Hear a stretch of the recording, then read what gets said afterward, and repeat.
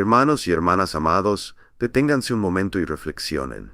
¿En qué época estamos viviendo? Un mundo cada vez más caótico, lleno de cambios inesperados, donde aquello en lo que antes confiábamos como seguro, ahora parece desmoronarse en cualquier momento. ¿Alguna vez se han preguntado qué significado tienen estos acontecimientos en el plan de Dios? ¿Podrían ser estas las señales del tiempo del fin que la Biblia ha profetizado desde hace miles de años? La historia siempre ha tenido momentos que han cambiado su curso. Cuando el pueblo de Israel salió de la esclavitud en Egipto, una nación entera nació en libertad. Cuando se descubrió América, el mundo entró en una nueva era. Y hoy estamos siendo testigos de otra transformación. Un cambio radical que no solo afecta la política y la economía, sino también el ámbito espiritual. Desde el 7 de octubre del año pasado, un terremoto ha sacudido el Medio Oriente, desencadenando cambios sin precedentes. Pero esto no es un evento aislado. Es parte de un cuadro mucho más grande. La imagen profética de los últimos tiempos, tal como lo advirtió la palabra de Dios. ¿Lo ven, hermanos? Aquello que una vez fue un bastión del cristianismo, como Europa, ahora se desliza hacia la decadencia. Iglesias que antes resonaban con oraciones, ahora se han convertido en templos de otras religiones, o simplemente han cerrado sus puertas, cubriéndose de polvo con el paso del tiempo. ¿Será esto una simple coincidencia?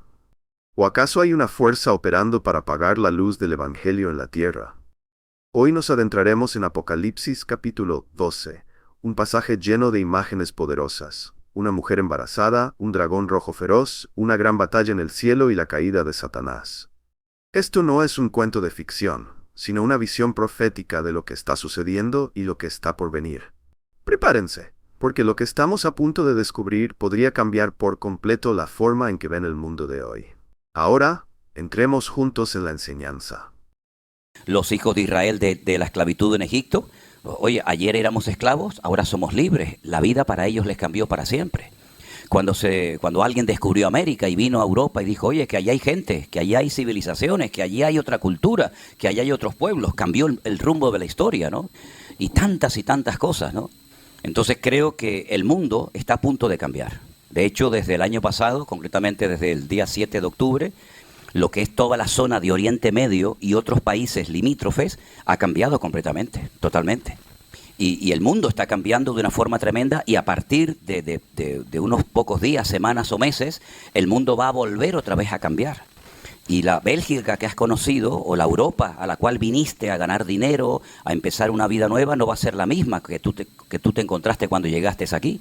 Nosotros acabamos de llegar de los Estados Unidos hace unos días atrás, y los hermanos que están allí, de Guatemala, de Honduras, de México, de Perú, de todos los países cercanos, me dicen, los Estados Unidos no es lo que nosotros conocimos hace 10, 15, 20 años atrás cuando vinimos a trabajar aquí, y es que ha cambiado todo de una forma tremenda.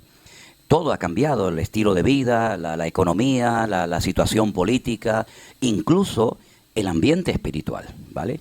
Quiero decirles que Europa fue un continente que mandó centenares, tal vez miles de misioneros por todas partes del mundo. Hay obras que se abrieron en muchas partes del mundo, gente que salió de Europa, por ejemplo de Inglaterra, de Alemania, de Suiza, de otras naciones que hace mucho tiempo atrás eran lugares donde el cristianismo era muy fuerte. Nunca ha estado tan débil el cristianismo como en esta última etapa de la historia, por ejemplo en Europa. Hoy en día hay muchísimas iglesias que son mezquitas musulmanas, o se han cerrado, y otras que se van a seguir cerrando. Entonces la pregunta es, bueno, ¿esto es casualidad? ¿Qué es lo que está ocurriendo? Que parece como que cada vez somos minoría, como que nuestros hijos parece que tienen que ir como medio asustados a la escuela porque hay una presión social y espiritual tremenda. Bueno, esto no ha hecho más que empezar. Y la Biblia nos dice lo que tenemos que hacer y lo que no tenemos que hacer para poder vivir una vida cristiana victoriosa en estos tiempos finales, ¿eh? Así que ayer les dije que leyeran, si no lo vamos a leer ahora, el capítulo 12 del libro de Apocalipsis, pero antes de entrar de lleno en el estudio, quiero dar la bienvenida a mi hermano Domingo y a su esposa Diana. Damos un aplauso a los hermanos. Dios te bendiga. Bendiciones. Ayer le dimos la bienvenida a un matrimonio que venía de París, que están aquí con nosotros también esta mañana. Hoy nos toca dar la bienvenida a nuestros hermanos de Holanda, aunque Domingo de holandés, como ustedes pueden comprobar, no tiene nada. No tiene nada de holandés. Este es canarión total, de Canarias. Y la verdad es que yo estoy muy agradecido, y lo he dicho ya, se lo he comentado a él también, en privado, muy agradecido porque la finca esta que el Señor nos ha permitido adquirir en Alicante, esto necesitamos hacer unos baños, porque los que había eran muy pequeñitos, y Domingo se ha pegado allí un mes, ¿no? Como en la mili, ¿no? Las días, los minutos, las horas y los segundos, ¿no? 50 días, pero tienen que ir a ver los baños. Claro, yo no dejo entrar a nadie porque están tan bonitos que me da pena que me los ensucien. Yo les digo, mira qué bonitos los baños de Domingo. Venga, ahora vayan al campo, ¿no? Pero un trabajo espectacular, trabajo tremendo, que si este hermano no hubiera ido, pues nosotros no hubiéramos sido capaces nunca, ¿no? De hacer eso. Yo lo hubiera dado, como decimos en Canarias, no sé si es una palabra que se emplea aquí, una escupidera esta, ¿no? Una vacinilla, le digo, toma, ¿quieres ir al baño? Toma, ahí tienes, ya está. Con eso te apañas, ¿eh? Oye, papel, pues mira, en los árboles coges hierbitas o piedras, ¿no? Pero bueno, la verdad que estamos muy agradecidos porque fue un hermano que se pegó, ya digo, 50 días allí trabajando fuerte. Y gracias al Señor, con los voluntarios que están yendo, estamos dejando aquello en condiciones y probablemente esa finca sirva para más cosas de lo que uno pensaba en un principio, que iba a ser utilizada, ¿no? ¿Hay alguien que haya venido también de un sitio lejano, que está esta mañana aquí, que a lo mejor no vino? ¿Ustedes, hermanos, de dónde vinieron? Oh, también vinieron de Holanda. Ah, mira, ustedes también, los 4. Y los atrás también. Entonces, 2, 4, 6, 8 de Holanda vinieron. Un aplauso a los 8 de hermanos de Holanda. Gloria a Dios, qué bueno, no sabía. Pensé que eran de aquí. Es que ya no me entra más en el disco duro, hermano. Ya el disco duro está saturado. Nombres, caras, teléfono. A veces me despierto y digo, Elena, ¿dónde estamos? ¿Dónde estamos? ¿Esto es un hotel? No, la verdad les digo, ¿no? Que no me pase lo que le pasó una vez a un pastor, que viajaba tanto, que bueno, uno hoy un día aquí, hoy un día allá, un hotel, una casa, y entonces el hombre a medianoche le entró unas ganas tremendas de ir al baño, le sentó muy mal la comida, y claro, como no sabía ni dónde estaba, abrió la puerta y salió para afuera, para el pasillo del hotel, y trancó la puerta, y el hombre se quedó allí en paños menores en el hotel, con unas ganas tremendas de ir al baño, y decía, Dios mío, ¿y ahora cómo entro? No tengo la llave, pero tengo unas ganas tremendas de ir al baño, estoy muy mal del estómago, me ha sentado fuerte la comida, el picante, Dios mío, ¿qué hago? Entonces vio allí esos ceniceros grandes que hay, que son para tirar las colillas, ¿saben? Los que fuman, ¿saben? ¿No? Las colillas y tal, y el hombre miró para todos los lados y dijo, Dios mío, yo no aguanto más, Señor, y el hombre estaba pasándolo mal, y el hombre se sentó allí, y el hombre pues dejó allí el paquete, ¿no? Dejó allí el regalo. Y entonces dice, ¿y ahora cómo entro en la habitación si no tengo la llave? 3 de la mañana, Dios mío, ¿qué hago? Entonces, creo que en el ascensor hay un botón que a lo mejor me vienen a buscar. Entonces el hombre llama al ascensor, se abre la puerta, toca el botón y le dicen, sí, dígame, aquí en la recepción, mire que soy el señor fulanito de tal. Y es que dice, no, señor, no hace falta que usted nos cuente nada. Lo hemos visto todo por las cámaras del hotel. En fin, gracias a Dios a mí nunca me ha pasado eso. Peor fue el pastor que fue a predicar a una iglesia y le pusieron estos micrófonos inalámbricos, ¿sabes? ¿No? Que te ponen la cosita aquí atrás, y el hombre se fue al baño, también estaba fatal, y le dejaron el micrófono abierto y el hombre en el baño. En fin, tantas anécdotas que podríamos contar. Yo había dejado mi Biblia que... sí, aquí está. Porque a veces la gente me dice, ¿me podría pasar sus apuntes? ¿Me podría dar algún material? Y yo, si quiere, le doy la cabeza, porque yo... No uso papeles, no he predicado nunca con anotaciones, todo gracias al Señor lo tengo en la cabeza. Así que si alguien me pide apuntes o anotaciones, pues no te puedo dar nada, porque yo no utilizo papeles a la hora de enseñar ni de predicar, ¿no? Pero bueno, estén atentos. Vámonos al libro del Apocalipsis, por favor. ¿Quién lo escribió? ¿Quién fue? Vamos a ponernos un poquito al día. ¿Quién escribió este libro? Muy bien, Juan. Juan fue el último discípulo que quedaba con vida. Ya todos habían muerto, menos uno que se quitó la vida, se suicidó, que fue Judas Iscariote en Jerusalén. Ya todos habían muerto, él es el último superviviente, tiene aproximadamente, para redondear las cifras, unos 100 años de edad. Él está desterrado en la isla de Patmos, y la pregunta es, ¿qué hacía un anciano de 100 años en esa isla pedregosa, allí tirado solo? Bueno, es que habían intentado matarlo a Juan en varias ocasiones, pero se ve que el Señor lo tenía protegido de una manera sobrenatural, ¿verdad? Porque en esta vida no venimos cuando quisimos, sino cuando el Señor lo decidió, y nos vamos cuando el Señor lo decida, ¿no? Entonces los romanos dijeron, vamos a mandar a este viejo a la isla de Patmos, que se muera allí de hambre, de sed, de frío. Y allí en la isla de Patmos, aparentemente solo, fue cuando el Señor se le presenta. Y le da unas visiones y unas revelaciones espectaculares, y le dice, escribe todo lo que te estoy contando, escribe todo lo que estás viendo y se lo vas a mandar a 7 iglesias. Y la pregunta es, ¿y no había en la época de Juan más de 7 iglesias? Claro que había. Estaba la iglesia de Roma, estaba la iglesia de los colosenses, de los filipenses, de los tesalonicenses. Pero si ustedes ven, Juan le escribe a 7 iglesias, ¿verdad? Que estaban todas en lo que hoy en día sería Turquía, lo que se conoce en la Biblia como Asia Menor. Él vivía en Éfeso, de hecho Juan murió en Éfeso, y le dice, escríbele a Éfeso, a Esmirna, a Tiatira, Pérgamo, a la Odisea, etc. Y esas 7 iglesias que reciben la información de Juan en el libro de Apocalipsis, son en cierto sentido 7 iglesias que representan la trayectoria y el desarrollo del cristianismo a lo largo de la historia.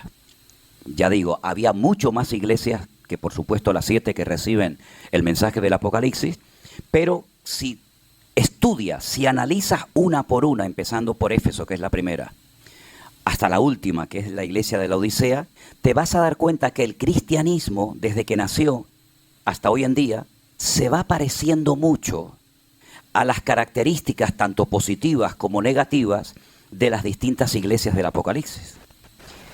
Diríamos en cierto sentido que nosotros estamos en la última etapa del cristianismo.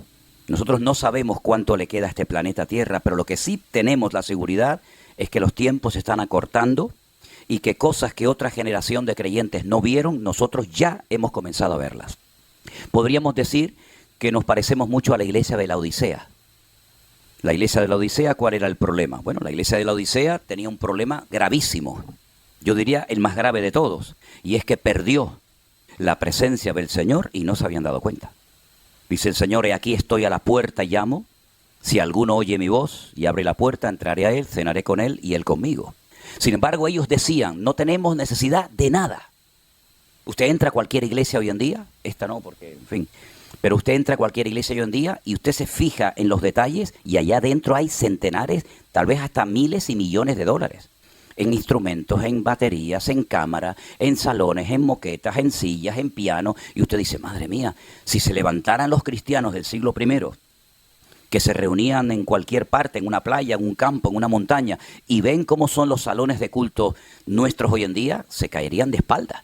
Nosotros estuvimos el año pasado en una iglesia de 15,000 miembros en Houston, que vamos a decir que nos prestaron, que después no nos prestaron nada, después nos cobraron hasta el papel higiénico. Y lo digo en serio, hasta el papel higiénico nos cobraron. Y era una iglesia que cuando la gente llegaba al culto, iban unos cochecitos de estos blanquitos de golf a buscar a los miembros para llevarlos al culto. Fíjense cómo tendría que ser el estacionamiento aquel, un aparcamiento gigante.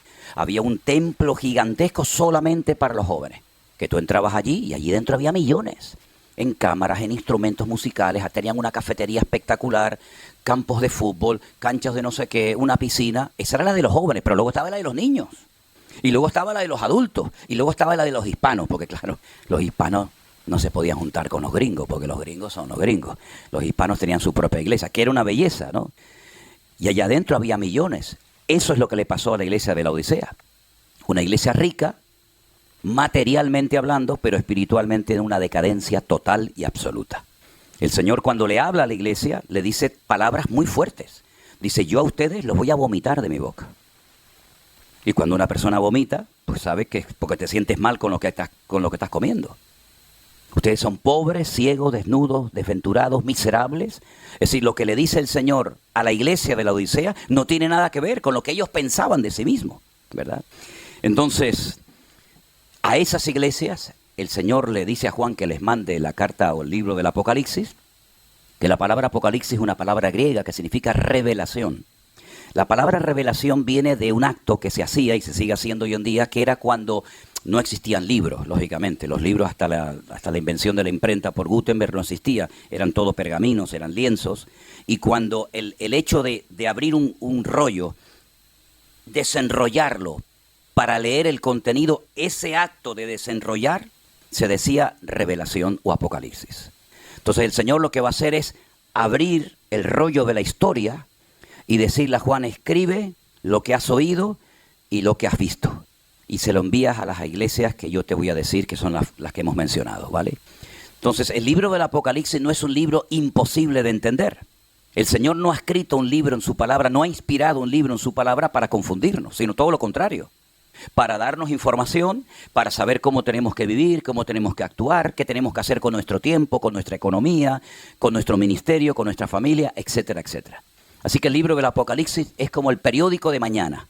Lo que nos cuenta el Apocalipsis es muy interesante porque son cosas que en la mayoría de las veces no han sucedido todavía. Pero el capítulo 12, que es el que vamos a leer en esta mañana nosotros, es un capítulo tremendamente interesante. Parece un capítulo raro porque cuenta cosas del pasado, pero también cuenta cosas del futuro. Y es que en la Biblia hay muchos tipos de profecías. Hay profecías que ya se han cumplido. Hay profecías que son palabras de advertencia para que los que reciben el mensaje, los receptores del mensaje, sepan cómo tienen que actuar ante lo que el Señor les está diciendo. Pero hay otras profecías que las conocemos o las llamamos profecías de doble cumplimiento. Es decir, es como cuando, por ejemplo, vamos a un charco de agua, un lago, un río, y cogemos una piedra y la tiramos. Se produce automáticamente una onda expansiva, ¿sí o no? Esa onda expansiva se va ampliando, ampliando, ampliando. Resulta que tú tiraste la piedra aquí, pero si te fijas, esas ondas que va produciendo ese golpe en el agua, pues llega hasta la otra parte. Eso es lo que ocurre muchas veces. Son profecías de doble cumplimiento. Hay una parte que a lo mejor se ha cumplido, otra parte no se ha cumplido, una parte que fue para una etapa de la historia de nuestros hermanos en Cristo y una etapa que queda por cumplirse en el futuro lejano. Entonces vamos a entrar al libro de Apocalipsis, concretamente al capítulo 12, que es un capítulo muy interesante. El título que aparece arriba, lógicamente, no tiene nada que ver con la inspiración del texto, es un título que simplemente los hombres le han puesto, ¿verdad?, para saber un poquito de qué va el tema, titulado La mujer y el dragón. Muy bien, vamos a ver. Apareció en el cielo una gran señal. Quédense con esa expresión. Una gran señal. Hoy parece que los holandeses se están viniendo todos para acá. Bienvenidos a los hermanos. ¿Usted era el que iba a predicar, hermano? No, porque lo veo tan elegante. Nuestro hermano Miki y su madre, un aplauso a los hermanos. Dios les bendiga. Gracias por estar con nosotros, hermanitos. Bienvenidos. Ok, apareció en el cielo una gran señal. No es una señal cualquiera, es una gran señal. Una mujer vestida del sol, con la luna debajo de sus pies y sobre su cabeza una corona con 12 estrellas. Las características que nos está dando son muy interesantes. No es un hombre, es una mujer, donde aparece el sol, la luna y 12 estrellas. Estando encinta, otro dato interesante, clamaba con dolores de parto en la angustia del alumbramiento. También apareció otra señal en el cielo. Fíjense la diferencia. En el versículo 1 dice una gran señal aparece en el cielo, pero en el versículo 3 dice que aparece otra señal. La importancia no está en esta señal del versículo 3, sino en la gran señal del versículo 1. ¿Se dan cuenta el matiz?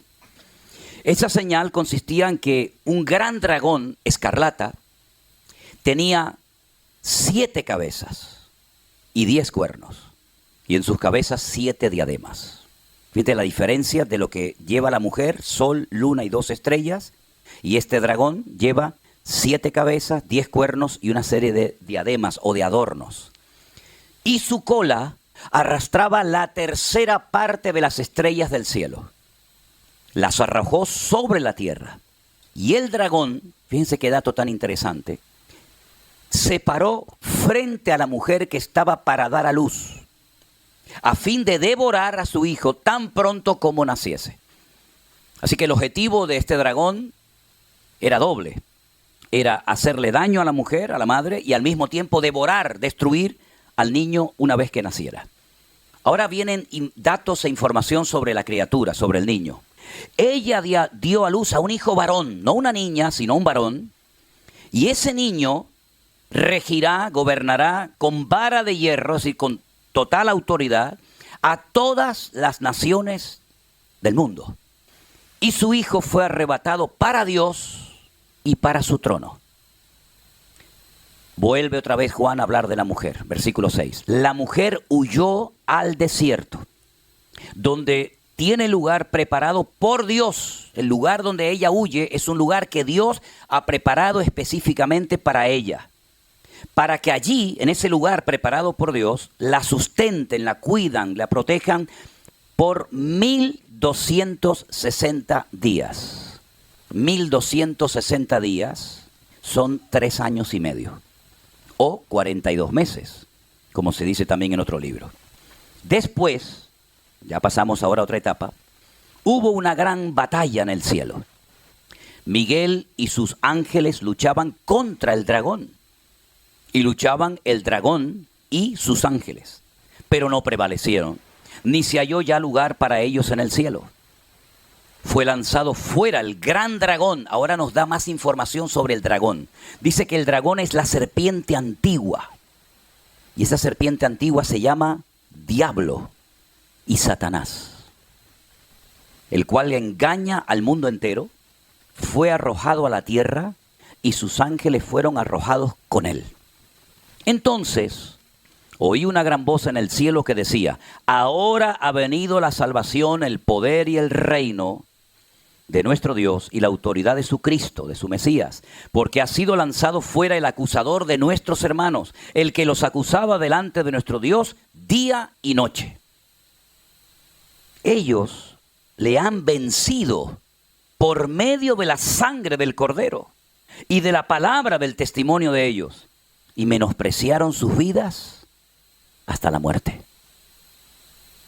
Por lo cual, alegraos cielos y los que moráis en ellos, ay de los moradores de la tierra y del mar, porque el diablo ha descendido a vosotros con gran ira, sabiendo que tiene poco tiempo. Cuando vio el dragón que había sido arrojado a la tierra, persiguió a la mujer que había dado a luz al hijo varón, y se le dieron a la mujer las 2 alas de la gran águila, para que volase delante de la serpiente al desierto, a su lugar, donde es sustentada por tiempo, tiempos y la mitad de un tiempo. Es exactamente la misma expresión del versículo 6. 42 meses, 1262 días, 3 años y medio. Es lo mismo, pero con otra terminología. La serpiente arrojó de su boca tras la mujer agua como un río, para que fuese arrastrada por el río. Pero la tierra ayudó a la mujer, pues la tierra abrió su boca y tragó el río que el dragón había echado de su boca. Y ahora viene un dato tremendamente importante. Entonces el dragón se llenó de ira contra la mujer y se fue a hacer guerra contra el resto de la descendencia de ella. ¿Y quiénes son esos? Los que guardan los mandamientos de Dios y tienen el testimonio de Jesucristo. Qué capítulo más raro, ¿verdad? Una mujer que está embarazada, preocupada, le entran los dolores de parto y sabe que si nace el niño hay un dragón, un animal mitológico, que quiere devorar al niño, pero hay un momento en el que ella tiene que huir al desierto. El niño, cuando nace, va a gobernar, va a regir con vara de hierro a todas las naciones de la tierra. Entonces ya el protagonista es el niño, no la mujer. La mujer huye al desierto, a un lugar específico que Dios ha preparado, que Dios ha diseñado para que la cuiden, no durante miles de años, sino un tiempo corto de 3 años y medio, 42 meses o 1260 días. El dragón, viendo que su objetivo principal, que era devorar al niño, no se ha cumplido, pues se llena de ira. Ya está arrojado, ya está fuera de la presencia del Señor. La sangre del Cordero, la sangre de Cristo, la obra de Cristo lo ha derrotado. Entonces dice, bueno, ya que no he podido ni con el niño ni con la mujer, pues me voy a hacer guerra contra los descendientes de la mujer que dice la Biblia que son los que guardan los mandamientos de Dios y tienen el testimonio de Jesucristo. Y uno se queda así diciendo, ¿pero esto qué es? ¿Esto es algo que ya pasó? ¿Esto es algo que va a ocurrir en el futuro? ¿Dónde nos metemos nosotros? ¿Quién es esta mujer? ¿Quién es este niño? ¿Quién es este dragón? Vamos a empezar por el principio. La Biblia dice que este capítulo es una gran señal. Por lo tanto, es como decir, atención, atentos, ojo, esto es muy importante. No es algo para pasar desapercibido. Esto es una gran señal. ¿De acuerdo? Entonces hay que abrir los ojos, abrir el corazón, abrir la mente y decirle al Señor, Señor, muéstrame y explícame qué significa esto. Ahora, dentro del círculo teológico de la Iglesia Católica, como siempre, los católicos meten a la Virgen en todas partes. Siempre la ven por todos lados. Entonces ellos interpretan que la mujer es la madre de Jesús, María. ¿Por qué no puede ser María? Porque dice la Biblia, hay un detalle muy significativo. Aquí sería una tremenda contradicción a los católicos. Que cuando el niño no puede ser devorado, no puede ser destrozado por el dragón, que es Satanás, que es el diablo, se va a hacer guerra contra el resto de la descendencia de ella. Es decir, ya ella tenía otra descendencia. El objetivo era matar sobre todo a ese niño, especialmente a ese niño. Pero habla de que ya tenía descendencia. Y María sabemos que no tenía ninguna descendencia. María fue virgen cuando concibió al Señor Jesucristo. Ella no era madre de un montón de hijos y aparte del Señor Jesucristo. Después probablemente, y la Biblia nos enseña que María tuvo más hijos, pero el primero, el que abrió la matriz. Por eso dice la Biblia que tuvieron que subir sus padres a Jerusalén, porque hay un versículo bíblico que dice que todo varón que abre la matriz de una mujer tiene que ser consagrado solamente al Señor. De hecho, hasta hoy en día hay una celebración que se llama Pidión, que significa que cuando una madre tiene por primera vez un hijo varón, con las hembras no se hace esta ceremonia, pero cuando tienes un hijo varón y es el primero que has tenido, tienes que ir a la sinagoga y tienes que dar un dinero para redimirlo, para comprarlo, ¿verdad? Esto es como un símbolo de lo que Cristo ha hecho por nuestra vida, que nos ha comprado y nos ha redimido, ¿verdad? Entonces, María no tenía descendencia cuando parió al Señor Jesucristo, ¿de acuerdo? Entonces no puede ser María. Hay otras personas que han dicho, entonces la mujer es la iglesia. Tiene que ser la iglesia porque la iglesia en la Biblia siempre es tratada como esposa, como novia, como mujer. No puede ser no puede ser la iglesia por la sencilla razón de que la iglesia no parió a Cristo, sino fue al contrario. Fue Cristo el que, por decirlo de alguna manera, parió y formó y diseñó la iglesia. Entonces, ¿de quién se trata esta mujer? Ahora, si ustedes van a la primera profecía de la Biblia, ¿cuál es la primera profecía de la Escritura? Génesis capítulo 3, verso 15. Vamos a leerlo, por favor. Esa es la primera vez que hay un dato profético de algo que va a ocurrir en el futuro. La mujer lo oye, Adán lo oye, Satanás también lo oye. Y esta es la primera profecía de la Biblia. Y dice así, Génesis 3, versículo 15. Si quieren, arrancamos desde el 14. Jehová Dios le dijo a la serpiente, escuchen, le está hablando Dios al enemigo, al diablo. Por cuanto hiciste esto, maldita serás entre todas las bestias y entre todos los animales del campo. Sobre tu pecho andarás y polvo comerás todos los días de tu vida. Se ve que antes la serpiente, cuando tentó a Eva, no se arrastraba, porque la consecuencia de su pecado es que a partir de ese momento se arrastraría. Luego probablemente antes volaría o caminaría, o vete tú a saber qué hacía. Entonces le dice al diablo, aparte de eso, pondré enemistad. Habrá una lucha constante y permanente, una enemistad entre ti y la mujer. Entre tu simiente y una simiente suya, es decir, un heredero de ella. Esta te herirá en la cabeza y tú le herirás en el calcañar. Parece como que el Señor no está diciendo mucho, pero está diciendo muchísimo. Está diciendo que un descendiente de la mujer, que no sabe Satanás cómo se va a llamar, ni dónde va a nacer, ni nada, sino simplemente tiene este dato, porque el diablo no es omnisciente, es decir, no lo sabe todo, pero va cogiendo datos que Dios le va dando, ¿verdad? Porque el diablo no es un ser, perdonen la expresión, no es un estúpido, es un ser acabado en hermosura, lleno de sabiduría, el sello de la perfección, son los calificativos que el Señor utilizó para definirlo una vez que lo creó, no como diablo evidentemente, sino como arcángel. Por lo tanto, el diablo sabe perfectamente, porque Dios se lo ha dicho, que él va a poder herir en el calcañar, en el tobillo, en los tobillos, la parte más baja del cuerpo, él va a poder herir a un descendiente de una mujer, pero que al mismo tiempo a ese que él va a poder herir, él va a ser herido en la cabeza. Claro, Satanás dice, bueno, ¿y de quién se trata? Ahora nacen dos hijos, hay dos, está Caín y está Abel. Si yo le pongo en el corazón a Caín, que es un desobediente, que es un rebelde, que hace las cosas a su manera, creyendo que de esa forma se puede agradar a Dios, si yo le pongo en el corazón a su hermano que mate al que Dios le ha bendecido, al que Dios le ha hablado, ya me quedo con un 50%. La Biblia dice que Caín engañó a su hermano, salgamos al campo y estando en el campo se levantó contra él y lo mató. Pero sin embargo, al poco tiempo se da cuenta de que Caín es maldecido por Dios. Maldito será el que persiga a Caín, el que mate a Caín, le pone una señal en la frente. Por lo tanto, Satanás sabe que Caín no puede ser el que le va a herir a él en la cabeza. Y si leemos todo el Antiguo Testamento, nos vamos a dar cuenta que es la continua persecución el continuo ensañamiento por parte del diablo de tratar de impedir por todos los medios que ese niño nazca. Lo intentó en Egipto, lo intentó en el cautiverio babilónico, lo intentó de muchas formas y maneras, tratando de impedir, tratando de obstaculizar que ese niño nazca. De hecho, al poco tiempo de nacer el Señor Jesucristo, que ese era el descendiente de la tribu de Judá, ese era el futuro Mesías, la Biblia dice que nuevamente vuelve a poner Satanás en el corazón del rey Herodes, que era el que gobernaba Judea en aquella época, que vuelva a matar a todos los niños. Y para que no se le escape ninguno, pone la edad de 2 años para abajo. Porque cuando los magos llegaron de Oriente, no vieron un niño recién nacido, como los pastores.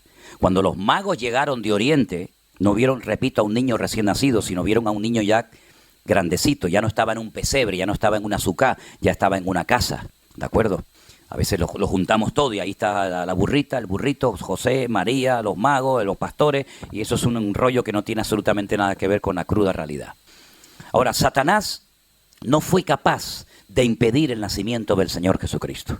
Ni siquiera fue capaz de obligarlo o de presionarlo para que bajara de la cruz. Si eres el Hijo de Dios, baja y demuéstranos a todos que eres poderoso, ¿verdad? Satanás sabe perfectamente que fue derrotado y fue vencido por el sacrificio de Cristo en la cruz. Que aunque él logró clavarlo y herirle en el calcañar y también, por supuesto, en las manos, en el costado y en la cabeza, él sabe que ese día, aunque no se vio, él sabe perfectamente que ese fue el fin de su vida o de su poder o de su influencia en el mundo. Lamentablemente todavía hay muchos cristianos, digo lamentablemente porque es una pena que haya cristianos que estén todo el día que si el diablo de esto, que si el diablo lo otro, que si el diablo mete en todo, que si el diablo no sé qué, que si el diablo no sé cuánto, cuando estamos hablando de una persona que ha sido totalmente derrotada, no destruida, es un condenado a muerte en libertad condicional, por decirlo de alguna manera. Estás condenado a muerte, pero yo te dejo suelto un tiempo. Porque Satanás no está atado, Satanás no está en el infierno. Satanás anda dando vueltas, buscando a quien devorar, ¿verdad? Ahora bien, la mujer es el pueblo de Israel, que recibe la promesa por medio de Eva, por medio de Abraham, por medio de Isaac, por medio de Jacob, por medio de las tribus de Israel, recibe la promesa de que algún día un descendiente del pueblo de Israel, y fue dando datos el Señor a lo largo de la historia, diciendo de las 12 familias, esta es la familia de la cual va a proceder el Mesías, y es de la tribu de Judá, de la cual era el rey David, ¿verdad? Entonces, la mujer es el pueblo de Israel, el niño es el Señor Jesucristo que tenía que nacer. Ahora, si ustedes se dan cuenta, el arcángel Gabriel apareció en varias ocasiones en lo que llamamos nosotros el Antiguo Testamento. Pero la primera vez que el ángel Gabriel aparece en el Nuevo Testamento es cuando va a la casa de una mujer llamada Miriam o María. Y le dice 7 cosas que van a suceder con ese niño. Una de las cosas que le dice es que reinará sobre la casa de Jacob y su reino no tendrá fin. Será un rey eterno. No como los reyes de Judá o de Israel que reinaban un tiempo y morían, sino que ese niño algún día gobernará sobre todas las naciones de la tierra y sobre la casa de Jacob para siempre, y su reino no tendrá fin. De las 7 profecías que ustedes las pueden leer en Lucas, en el anuncio del nacimiento del Señor Jesucristo, de las 7, 4 ya se han cumplido. Eso se lo dejo como tarea. 3 no se han cumplido y tienen que ver con los últimos tiempos. El Señor cuando vino no reinó sobre la casa de Israel. De hecho, el día mismo de la ascensión, sus discípulos se le acercaron al maestro y le dijeron: Señor, tú vas a restaurar el reino. Si hay un reino, tiene que haber un rey. Si hay un reino, tiene que haber un sistema monárquico. Tú vas a restaurar el reino en este tiempo. Y se les dijo: no os toca a vosotros saber las sazones que el Padre puso en su sola potestad. Él no vino como rey triunfante y glorioso, sino viene como siervo sufriente, según lo que había dicho Isaías 53, ¿verdad? Que sería llevado como oveja al matadero, etcétera, etcétera. Pero la Biblia habla de 2 venidas. Si usted solamente tuviera el Antiguo Testamento, imagínense por un instante que no tuviéramos Nuevo Testamento, como es la Biblia de los judíos, que no tienen Mateo, Marcos, Lucas, Juan, sino solamente tienen el Antiguo Testamento. Usted podría llegar rápidamente a la conclusión de que el Mesías tendría que venir 2 veces, una vez para morir y otra vez para reinar. Lamentablemente los judíos pensaban que cuando viniera el Mesías iba a venir a reinar y confundieron la segunda venida con la primera venida. Por eso ellos rechazan a Jesús, rechazan al Señor Jesucristo, porque dice que Él no fue capaz de unir a todas las tribus de Israel, ¿verdad? Que nadie sabe dónde están, y reinar sobre la casa de Jacob para siempre. Por eso lo descartan como un falso Mesías. Pero sin embargo la Biblia nos habla de que Él tendría que venir primeramente a morir, a redimirnos, porque la sangre de los toros y de los machos cabríos no perdonan nuestros pecados. Usted puede matar 20,000 vacas, ovejas, carneros, lo que quiera, pero la mancha de su pecado siempre quedará en usted. Pero cuando viene el Señor Jesucristo, una persona que ya le llamamos Juan el Bautista, dijo, este es el Cordero de Dios, que es el que quita, no el que cubre, no el que tapa, sino el que quita el pecado. Y efectivamente, Jesús fue el Cordero, la víctima inocente, que tendría que morir en tu lugar y en mi lugar. Por eso los judíos le llamaron la atención a los discípulos, porque todos los años en la fiesta de Pesaj, que se celebra en la época de marzo, abril, la fiesta de la Pascua, el sumo sacerdote se iba al sur. Al sur, como a 7, 8 kilómetros más o menos de Jerusalén, está un pueblecito llamado Betlehem, que significa la casa del pan, o Belén, como lo llamamos nosotros. Y entonces allí era donde se criaban los corderos para sacrificarlos en el templo. Allí fue donde nació el Señor. Por eso allí estaban los pastores esa noche cuando el Señor Jesús nació. Y entonces el sumo sacerdote iba a Belén y compraba 2 corderos.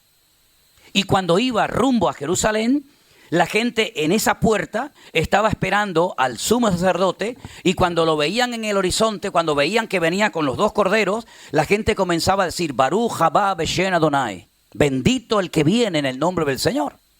Entonces, un cordero, echaban suertes, hacían como una especie de rifa, no sé, una especie de suerte, y decían, bueno, a este le tocó morir aquí en el altar en Jerusalén, y al otro lo tenemos que mandar a Azazel, se llamaba así, al desierto, y allí tiene que morir, allí tiene que ser despeñado. Tan pronto muera el cordero en el desierto, nosotros que estamos en Jerusalén sacrificamos al otro cordero que estaba vivo.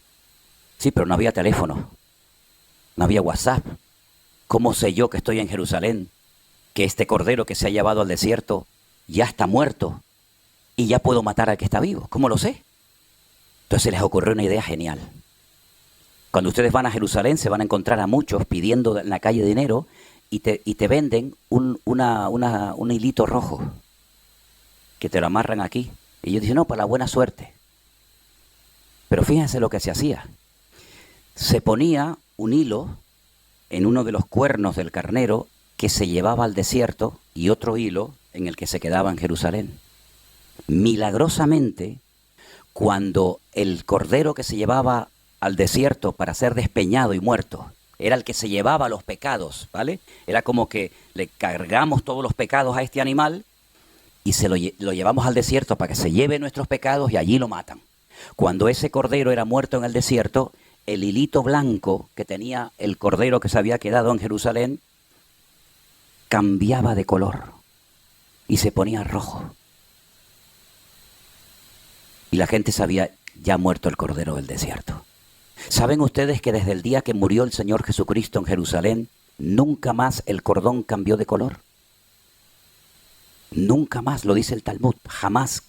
Pero ellos siguen con la tradición de que si quieres tener buena suerte, te venden un hilito rojo que te lo pones en la mano. De hecho, hay muchos lugares que la gente se pone para el mal de ojo, para la buena suerte, ¿no? ¿Verdad? Le ponen un cosito rojo. De ahí viene toda esa vaina. De ahí viene toda esa leyenda, toda esa tradición. Entonces, cuando el sumo sacerdote venía con los 2 corderos y la gente salía a recibirlo, pues ya sabían que venía. Entonces lo tenían una semana examinando a ver si era correcto, si no era correcto, si tenía un defecto, si era cojo, si era ciego, si no sé qué, si no sé cuánto. Y entonces lo examinaban y era apto para el sacrificio. Pero resulta que ese día la gente no salió a la puerta a recibir al sumo sacerdote que venía con los corderos, sino se fueron a la otra puerta, se fueron a la puerta del este. Y entonces toda la multitud comenzó a decir, Baruch haba Beshem Adonai, bendito el que viene en nombre del Señor. Pero ¿quién viene ahí? ¿Quién viene por ahí? Viene uno montado en un pollino de asno. Y entonces los religiosos salieron corriendo y le decían a los discípulos, cállense, ¿pero qué están diciendo? Si ustedes no tienen que decirle esto a este hombre, Ustedes se lo tienen que decir al sumo sacerdote que viene por la otra puerta, que lo han dejado solo. Y entonces dijo el Señor, si estos se callan, las piedras hablarían. Y ese día entró triunfalmente el Señor Jesucristo, pero Él sabía perfectamente que en esa misma semana lo iban a crucificar. Porque Él sabía que había venido para morir en una cruz. Pero y entonces las profecías que hablaban de un Mesías reinante, de un Mesías que iba a venir a gobernar, no se cumplieron. Fue un fracaso. No, es que, por así decirlo, la venida del Mesías tiene dos partes. Parte A y parte B. Y entonces, ¿cómo podemos saber cuál es una y cuál es otra? Porque tanto el hebreo, el idioma del Antiguo Testamento, como el griego, el idioma del Nuevo Testamento, no hace falta dar muchas explicaciones, sino que hay palabras, términos concretos y específicos para saber a qué venida se está refiriendo el autor de la carta. Por ejemplo, cuando usted lee la palabra epifanía, hace referencia a la primera aparición física y visible del Mesías. Pero cuando usted lee en los textos del Nuevo Testamento la palabra parousia, usted se da cuenta de que el autor está hablando de una aparición del Mesías, pero de una segunda aparición que es como rey triunfante y glorioso. La primera nosotros no la vimos, pero la segunda no le quepa la menor duda de que la vamos a ver y disfrutar, porque dice que reinaremos juntamente con Cristo. Ahora bien, el niño que nace es el Señor Jesús. Pero viendo que no pudo destruirlo, se ensaña contra la madre, que es la mujer de la historia del capítulo 12 de Apocalipsis, y dice que hace guerra contra ella. ¿Ha habido un pueblo más perseguido a lo largo de la historia que el pueblo de Israel? De todas partes los han expulsado. Hay escritos de los famosos judíos de antaño que dice que los dos lugares donde vivieron durante siglos los judíos y se sintieron muy cómodos, muy a gusto, como si fuera su propia tierra, fue España y Alemania. Y qué curioso que de esos dos países, de esas dos naciones, donde tan cómodos se sentían, los mataron, los masacraron y los expulsaron, los que pudieron. ¿Qué les parece? Entonces el pueblo de Israel ha sido un pueblo que siempre ha sido perseguido desde los tiempos ancestrales, desde los tiempos que nació, ya desde el vientre de la madre. Aquella mujer que tenía una guerra en su interior, ¿se acuerdan? Y se fue a consultar al Señor y dijo, Señor, se están matando. ¿Qué me pasa que aquí dentro, en vez de disfrutar de este embarazo, tengo una guerra aquí adentro? Y el Señor le dijo, es que efectivamente eso es lo que tienes dentro. Tienes dos naciones dentro de tu vientre. Tienes a dos criaturas y el mayor servirá al menor. Y serán diferentes por fuera y por dentro. Tú veías por fuera a Jacob y veías a Esaú y no parecían hermanos gemelos.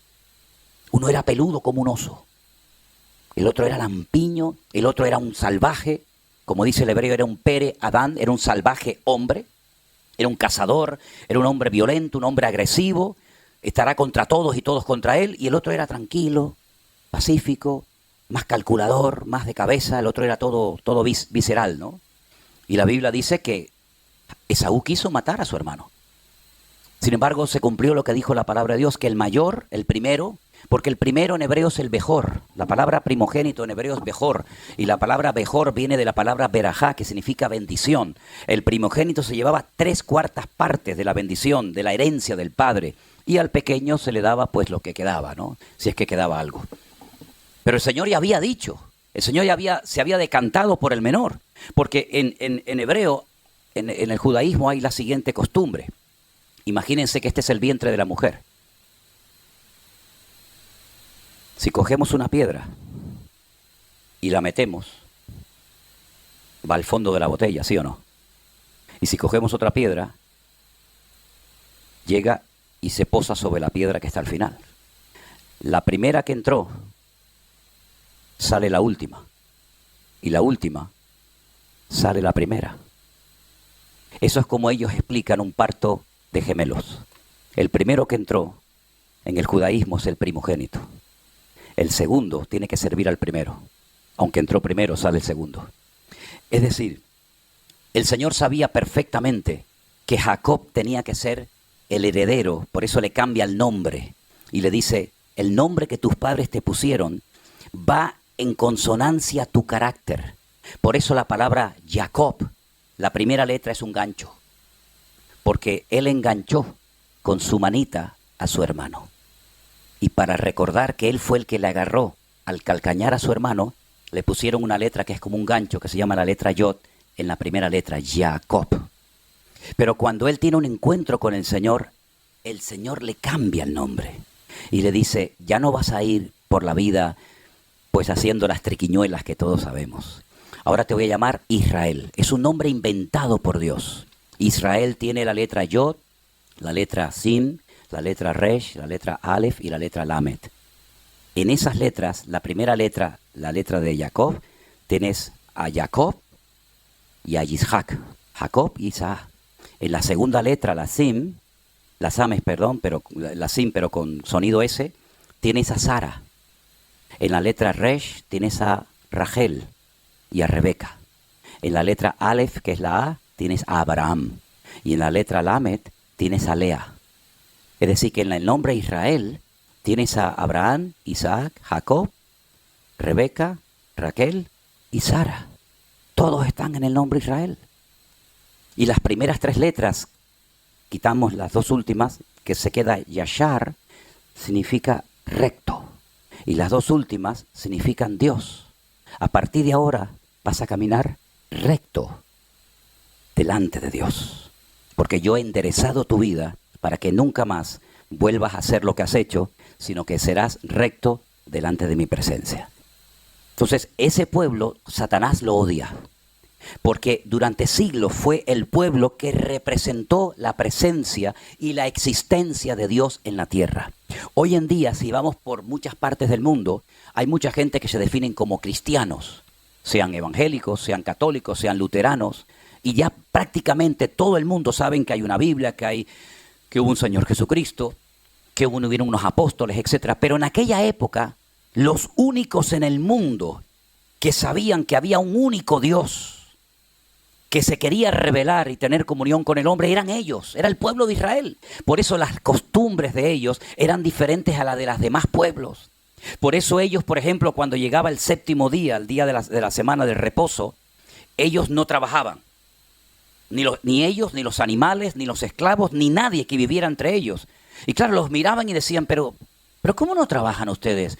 ¿Por qué se paran todos en el día del reposo? Dice, porque Dios creó todo lo que vemos en 6 días y el 7º día reposó. Es decir, es como una enseñanza objetiva de que nosotros creemos en un Dios creador, diseñador del universo. Y eso para ellos era un impacto. Y llenaban sus casas de velitas, de mucha luz. De ahí que después el Señor nos diga, ustedes ahora son la luz del mundo. Y una luz no se puede meter debajo de la mesa, sino se pone encima para que alumbre a todos los hombres. Entonces Satanás sabía que el único pueblo que sabía que había un profeta, que había un Dios, que había un cielo, que había un infierno, que vendría un Mesías, eran ellos. Por eso Satanás quiso siempre destruir a ese pueblo. Porque destruyendo a ese pueblo, destruye el testimonio de Dios en la tierra. Si ellos no hablan de Dios, ¿quién va a hablar de Dios si nadie le conoce? Si lo primero que hicieron, por ejemplo, para poner un ejemplo, los filisteos, cuando conquistan a Israel, es coger el arca de la alianza y llevarla ¿a dónde? A su templo. Porque ellos pensaban que cuando se iba a la guerra, también se enfrentaban en el mundo espiritual los dioses tanto de uno como de otro. Y lo que estamos viviendo hoy en día es mucho más que un conflicto entre palestinos y judíos. Es mucho más que eso. Es un conflicto espiritual. ¿Quién puede más? ¿Alá o el Dios de los hebreos? ¿Quién tiene más autoridad? Por ejemplo, el Corán, que es el libro sagrado para el mundo musulmán, o las escrituras de ustedes, los judíos. Es todo un conflicto espiritual que no se arregla con bombas, que no se arregla con tiros. Al contrario, cada vez va a ser peor. Y va a llegar un momento que no se va a poder controlar, porque es más y más y más y más y más, ¿verdad? Es el ojo por ojo y diente por diente. El único que puede poner paz, verdadera paz, es el creador del universo, es Dios. El hombre no puede poner paz. Hoy firmas un tratado de paz y mañana lo quebrantamos. Hoy digo, bueno, no nos atacamos más, mentira, mañana nos atacamos otra vez. Y siempre el hombre está pensando en cómo atacar, cómo destruir, cómo hacer esto, cómo hacer aquello. Si alguien logra destruir a Israel, si alguien fuera capaz de destruir a esa gente, demostraría 2 cosas. Que el Dios de ellos es más débil que el mío. O que Dios es un mentiroso y no pudo cuidarlos como tú dijiste que los ibas a cuidar. Ahora, fíjense que no estamos hablando de un pueblo perfecto, ni mucho menos, cuidado, cuidado. Pero Dios dice, yo he empeñado mi palabra. Yo sé que hoy en día la palabra de un hombre pues vale poco, pero hace muchos años tú le dabas la mano a un hombre y no hace falta firmar ningún contrato. Yo te digo que te voy a vender mañana mi auto y te lo vendo. Ya me pueden venir hoy 50 personas a ofrecerme millones. Yo he empeñado mi palabra y te he dicho a ti que mañana te vendo mi auto. Eso era durante mucho tiempo. La palabra de un hombre, como decían los católicos, iba a misa, ¿no? Tenía un peso. Lamentablemente hoy en día la palabra cada vez vale menos. Pero la palabra de Dios es poderosa, es fiel. Y Dios dio su palabra de que protegería a ese pueblo no por ser los mejores, sino por ser los peores. Es decir, Dios toma lo que nadie quiere. Generalmente cuando tú vas a un lugar, escoges los mejores productos dentro de tus posibilidades, ¿sí o no? Si tú tienes posibilidad de comprarte un buen carro en buen estado, sería una locura comprarte un carro que sabes que se te va a romper mañana, que está viejo, que no sirve para nada, que tiene las piezas desgastadas por el uso. Eso es lo que hace Dios, lo hace al revés de lo que nosotros haríamos. Coge lo que nadie quiere. ¿Dónde vivía esta gente antes de ser un pueblo? En Egipto. ¿Qué eran? Esclavos. ¿Quién quiere comprar esclavos? Los reyes se rodeaban de las mujeres más hermosas, de los jóvenes más sabios, más cultos. Y Dios resulta que se va a Egipto y compra y redime a un pueblo que están como esclavos, que no tienen futuro, no tienen patria, no tienen nada. Y Dios los redime y dice, no lo hago por vosotros, sino lo hago por mí. Yo los escogí y los protegeré y nadie te podrá hacer frente en todos los días de tu vida. ¿Cuántos pueblos y cuántos imperios, seamos sinceros, aunque no fuéramos cristianos, cuánta gente ha dicho, los vamos a destruir? Mira, Egipto, el faraón de Egipto intentó destruirlos. Y Egipto era una potencia militar como nunca jamás te podías haber imaginado. Egipto fue destruida. Y los judíos salieron. Y Egipto fue destruida. Llegó Nabucodonosor, una potencia militar brutal desde Irak, Babilonia en la Biblia. Les quemó el templo. Mató y violó a mujeres. Se los llevó 70 años a Babilonia. Les cambió el nombre a todos los judíos para que no se acordaran del nombre de Dios. Les enseñó otro idioma, el arameo. Les cambió las culturas, les cambió las formas como comían. No los logró destruir. ¿Qué quedó de Babilonia? Nada. Ellos salieron, reconstruyeron su país. Llegaron los medos persas. Los persas son los iraníes y los medos son los kurdos. Durante siglos conquistaron a los judíos. Hicieron un daño terrible. ¿Dónde están los kurdos y los persas? Nada, el pueblo de Israel sigue estando ahí. Llegaron los griegos con Alejandro Magno, un imperio militar brutal. Llegaron a Jerusalén y el templo lo convirtieron en un gimnasio. Pusieron la estatua de Júpiter. Antíoco Epifanes, uno de los descendientes de los generales de Alejandro Magno, pues cogió un cerdo, lo sacrificó, lo llevó allí al Arca de la Alianza, profanó el lugar santísimo. Un desastre. ¿Dónde está el imperio griego? No existe. Llegaron los romanos, el imperio más largo de la historia, casi 1000 años. Casi 1000 años.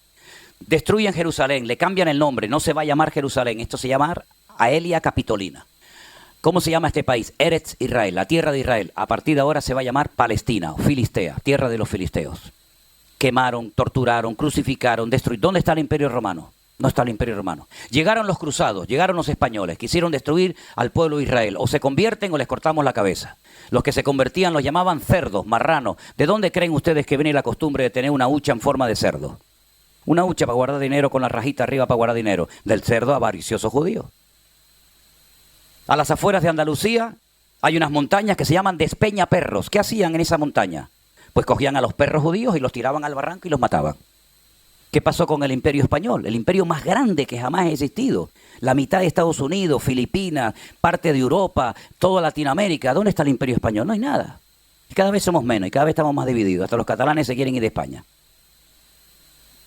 Llegó Hitler, Segunda Guerra Mundial, una fuerza militar tremenda. Uno contra todos. Nunca había pasado eso, ¿eh? Uno contra todos. Dominó Bélgica, conquistó Italia, conquistó Alemania, conquistó Austria, conquistó Polonia, conquistó Holanda, conquistó todo.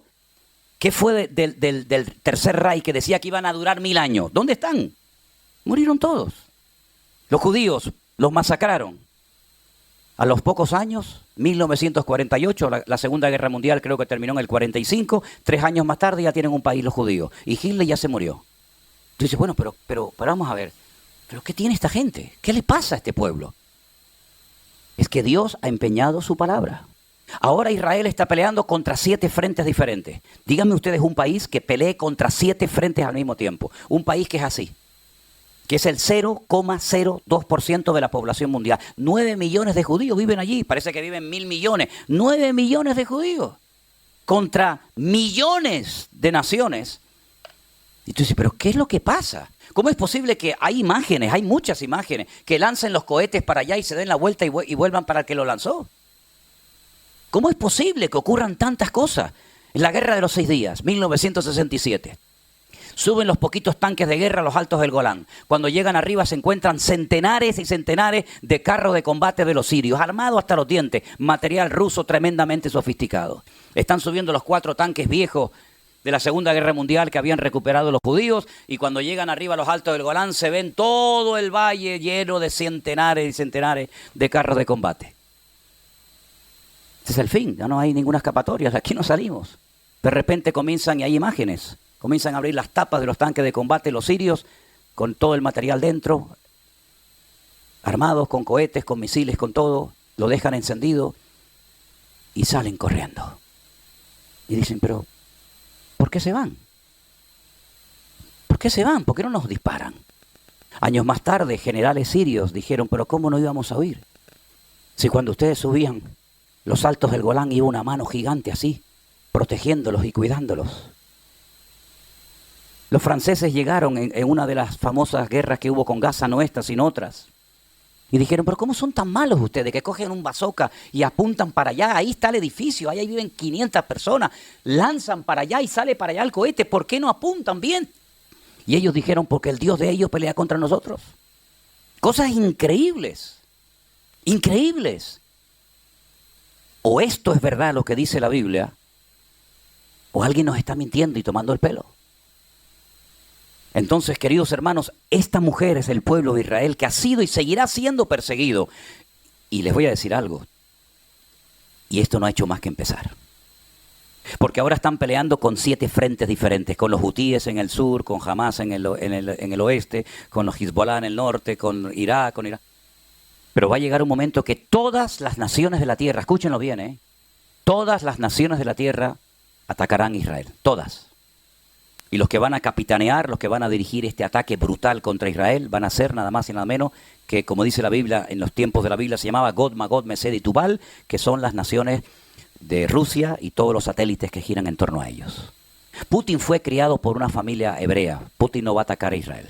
Además han llegado a un acuerdo donde han dicho que si Israel no le vende a Ucrania la cúpula de hierro, la Kipá Barcel, que es la que protege de los ataques de misiles, él se compromete a no atacar a Israel. Yo no le creo nada a este caballero, pero él fue criado por una familia judía. Él sabe hablar hebreo perfectamente. Su familia era muy pobre, los dejaban abandonados a los niños, y entonces los judíos llegaban y lo criaron a él y a sus hermanitos. Y él sabe mucho de la Biblia, sobre todo de las profecías del Antiguo Testamento. Y él sabe que hay una profecía que habla de que el oso del norte, que es Rusia, atacará a Israel. Y eso es lo que dice la Biblia, que las naciones, sobre todo el ataque fuerte de Israel, vendrá del norte. En este momento todas las ciudades del norte están totalmente, de la Alta Galilea, todas están totalmente vacías, todas. Hace unos días hablamos con un matrimonio, unos amigos nuestros, hermanos en Cristo, en la ciudad de Tiberias, y dicen, estamos viendo todos los días caer los misiles dentro del lago de Tiberias. Lo estamos viendo todos los días. Misiles por la mañana, misiles por la tarde, misiles por la noche, algo tremendo. Pero la Biblia dice que en los últimos tiempos habrá una guerra tremenda, una guerra mundial. Algunos dicen, ¿y habrá realmente una tercera guerra mundial? Es que ya estamos en el inicio de una guerra mundial. Cuenten ustedes cuántas naciones están involucradas en este lío. Cuenten ustedes cuántas naciones hay. Si esto no es una tercera guerra mundial camuflada, entonces ¿qué cosa es esto? Ahora, lo curioso de esto es que ahora todos están contra uno. Hace 70 años era uno contra todos. Hoy en día la tortilla se ha dado la vuelta. Hoy en día son todos contra uno, incluido, por ejemplo, España, ¿no? Y Francia y otros países. Va a llegar el momento en el que Israel se va a ver con la soga al cuello. Y en un valle, como dije ayer, que se llama el Valle de Meguido, se va a llevar a cabo una batalla tremenda que ya tiene nombre, la batalla de Armagedón, donde Napoleón estuvo en una ocasión y dijo que este es el valle perfecto para llevar a cabo una gran batalla. Allí se va a llevar a cabo una batalla tremenda y dice la Biblia que cuando termine la guerra, y ahora vamos a leer algunos datos interesantes sobre esa batalla, dice que estarán 7 meses enterrando muertos todos los días. 7 meses enterrando muertos, haciendo fosas comunes gigantescas, y dice que habrá tanta matanza que la sangre llegará a los frenos de los caballos. 7 años estarán quemando y destruyendo el material bélico que se utilizó en esta guerra. Por supuesto, se va a utilizar armas nucleares, armas bacteriológicas, armas químicas de destrucción masiva, por supuesto, claro que sí. Y dice la Biblia que las tropas llegarán hasta el Monte de los Olivos. Cuando llegas al Monte de los Olivos, ahí tienes Jerusalén, la tienes delante de tus narices. Y simplemente bajar un poquito y ya tienes Jerusalén. Y dice que allí muere el líder, que llamamos vulgarmente el anticristo. Allí muere y allí será sepultado. Es interesante notar que todo se está dando de una manera tan espectacular que nosotros no vamos a pasar desapercibidos y no nos va a pasar nada. Ya sé que tal vez algunos de ustedes, en su teología, de su denominación, les enseñaron que cuando las cosas comiencen a ponerse muy complicadas y muy difíciles, el Señor nos iba a arrebatar y nos iba a llevar a su presencia. Eso no se puede demostrar bíblicamente. Y sé lo que digo, ¿eh? Y llevo 44 años hablando de la Biblia. Así que si alguien me puede demostrar con la Biblia que la iglesia en el momento más crucial de la historia no iba a estar, yo les desafío a que me lo diga. Solamente hay 2 versículos. Te lo digo porque yo me crié y nací en una denominación que nos dijeron que cuando las cosas se pongan muy, muy complicadas, los que se quedan sufriendo en la tierra son los judíos. Nosotros nos vamos. Y después de 7 años venimos y nos íbamos a las bodas del Cordero. Vale. Y el versículo que te decían era: Dios no nos ha puesto para ira, sino para alcanzar salvación. Y cuando uno de estos maestros que enseñaba esta postura, que la inventó un cura, esto no es una teología evangélica, esto es un invento de un cura que hace 150 años dijo, estudiando por su cuenta las profecías del Antiguo Testamento, sobre todo las de Daniel y Ezequiel, que la iglesia apostólica, romana, católica no pasaría por ninguna etapa de juicio, de ira o de tribulación. Y Scofield fue el que introdujo sus comentarios en una Biblia que se conoce hoy en día como la Biblia de Scofield. Pero en ningún momento, a lo largo de 2000 años, los cristianos creyeron que cuando las cosas se pongan difíciles, los cristianos no vamos a estar en el mundo. Es más, si hay una característica que identifica el verdadero cristianismo, es que siempre ha habido mártires, siempre ha habido crucifixiones, siempre ha habido quemados, siempre ha habido tortura dentro del mundo evangélico. Y como dije anoche, es muy fácil vivir en Holanda. Es muy fácil vivir en Canarias debajo de una cocotera tomando el sol. Es muy fácil ser cristiano en Bélgica o donde sea, pero vete a vivir tu cristianismo a Corea del Norte. Vete, si te atreves, a pasear con una Biblia por las calles de Teherán, en Irán. Es decir, el cristianismo que nuestros hermanos están viviendo en este momento en otras partes del mundo es completamente diferente al nuestro. Por ejemplo, ahora mismo en Alicante, en nuestra finca allí, tenemos un matrimonio que vino de la China a ayudarnos en la finca. Y yo le pregunté cómo estaba la situación espiritual, cómo estaba la obra en China, y me dijo, bueno, tenemos mucho control, muchas restricciones, siempre hay gente del gobierno viendo lo que el pastor predica, lo que se enseña, y nos controlan. Y una de las cosas que le han prohibido a la iglesia en China es justamente hablar de este tema que yo estoy hablando esta mañana. No se puede leer ni hablar del Apocalipsis en las iglesias. Digo, no me diga, dice, en las casas, si te atreves a hacerlo, lo haces. Pero la gente vive atemorizada porque en el momento en que hablas del Apocalipsis, 2 o 3 personas del partido te pueden llevar preso y desapareces y nunca más apareces. ¿Qué te parece? Cómo el enemigo se está encargando de crear una gran mentira, ¿verdad?, para que los cristianos sean ignorantes, cuando nunca antes en la historia hemos tenido tanta necesidad de conocer las Sagradas Escrituras como hasta ahora. Ahora, el capítulo que hemos leído nos habla de una persecución a una mujer embarazada, que es Israel, de un ataque contra un niño que será y fue el Señor Jesucristo, pero no contento con eso, la Biblia dice que cuando ve que la mujer se le escapa y huye al desierto, a un lugar preparado por el Señor para que la cuiden durante 1260 días o 3 años y medio, el diablo no dice, bueno, pues nada, perdí, ahora me quedo tranquilo. No.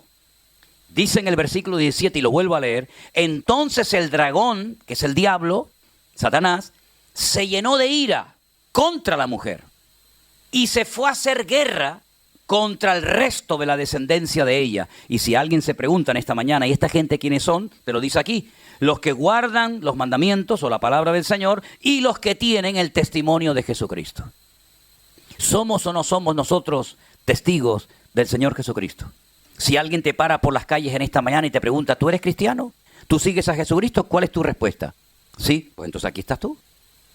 Este eres tú, los que guardamos el testimonio de Jesucristo, los que todavía nos atrevemos a hablar de estas cosas en público, los que todavía estamos de pie y decimos, sí, yo soy cristiano, ¿qué problema hay? ¿Qué problema hay que yo sea cristiano y quiera seguir las enseñanzas y el testimonio del Señor Jesucristo? Pues dice la Biblia que no solamente se atrevió a perseguir al niño y a la mujer, que era Israel, sino que va a hacer guerra contra los que dicen que siguen las enseñanzas y el testimonio del Señor Jesucristo. Y ahí entramos tú y yo. Tenemos en este momento más de 66 millones de personas que practican otra religión en Europa. Y una de las normas o una de las costumbres que tienen es impedir que personas que no siguen sus enseñanzas, sus doctrinas, pues lo puedan hacer con toda libertad. Un verdadero musulmán, no uno de estos de pacotilla, un verdadero musulmán tiene que hacer todo lo posible para que el Islam se extienda por todas las naciones de la tierra y que el cristianismo no siga extendiéndose. Así de claro. Porque el cristianismo hizo guerra contra el Islam, no nos olvidemos de eso. ¿Qué hicieron los cruzados durante siglos? Ir a lo que era en aquel momento Palestina, a recuperar la Tierra Santa y los lugares santos, como por ejemplo el Santo Sepulcro y otros, para que los cristianos pudieran ir de Occidente a Oriente, a los lugares más bíblicos de la tierra. En la mentalidad católica, los 3 lugares más sagrados del mundo son los siguientes. Primero, Jerusalén. Segundo, el Vaticano. Tercero, la Basílica de Santiago en Santiago de Compostela, en Galicia. Porque es de donde dicen que está el apóstol Santiago enterrado. Que Santiago nunca llegó a España, pero bueno. Pero lo curioso es que cuando usted entra a la ciudad antigua de Jerusalén, que está dividida en 4 barrios o cuartos, hay un barrio que es para los judíos, solamente, otro que es para los musulmanes, otro que es para los cristianos armenios y otro que es para los judíos, los musulmanes, los ortodoxos y los armenios. Es curioso porque hay muchos árabes que son cristianos, no son musulmanes, son árabes cristianos. Pero hay un barrio que es el barrio de los armenios. El pueblo armenio ha sido el único pueblo que siempre han sido cristianos. Fue San Bartolomé, uno de los discípulos de Cristo, llamado Bartolomé, fue a esa parte del mundo, los evangelizó y desde ese momento, desde el siglo I hasta hoy en día, los armenios nunca cambiaron de religión, siempre fueron cristianos, muy parecidos a los católicos. Ellos no se someten al Papa, sino que tienen el patriarca, pero es más o menos parecido al catolicismo. Ellos tienen una iglesia que la abren de vez en cuando en el año, van una peregrinación tremenda a visitar, y yo me enteré allí. Yo dije, madre mía, qué desilusión para los españoles. Tienen la cabeza del apóstol Santiago en Jerusalén. Y los españoles se creen que tienen todo el cuerpo y lo que tienen es el tronco. Y yo de broma le decía, no se pueden poner de acuerdo los armenios y los españoles, a ver si préstame una semanita a la cabeza, yo te pido el cuerpo y nos juntamos. Estas son las cosas de la religión, tremenda. ¿Va a haber persecución contra los cristianos? Por supuesto. Así que vaya mentalizándose de que en cualquier momento el mundo puede volver a cambiar. El mes de noviembre de este año va a ser un mes crucial por varios motivos. Primero, se espera que de un momento a otro Israel ataque a Irán. Si Israel ataca a Irán, esto va a ser un detonante brutal, porque no va a atacar con bombitas de agua. Va a ser un ataque bestial, aunque todos están tratando de frenarle. Hace años, para ponerles un ejemplo, Siria construyó una presa, un dique, para cortarle el suministro de agua del norte, que es donde nacen los ríos, a Jerusalén y que Israel se quedara sin agua. Israel atacó y destruyó ese muro de contención. Lo volvieron a construir por segunda vez. La aviación israelí lo volvió a destruir por segunda vez y le dijo, la tercera vez, si te atreves a levantarlo, te destruyo la ciudad de Damasco.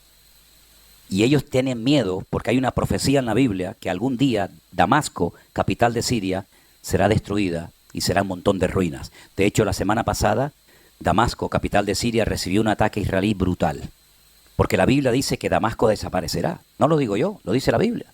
Y ellos lo saben. De hecho, yo he hablado con muchos árabes. Tengo muchos amigos árabes en Israel y ellos saben perfectamente las profecías que dice la Biblia acerca de esa capital. A Irán le amenazó hace muchos años a Israel y le dijo, tenemos bombas que te podemos cambiar la orografía del país. Es decir, si Irán es un país montañoso, tenemos bombas que te dejamos el país plano. Las montañas desaparecerán. La Biblia dice que en los últimos tiempos tendrá algo que ver, porque dice la Biblia que en los últimos tiempos muchas montañas se convertirán en valles y muchas islas desaparecerán. Es decir, lo que se avecina es tremendo.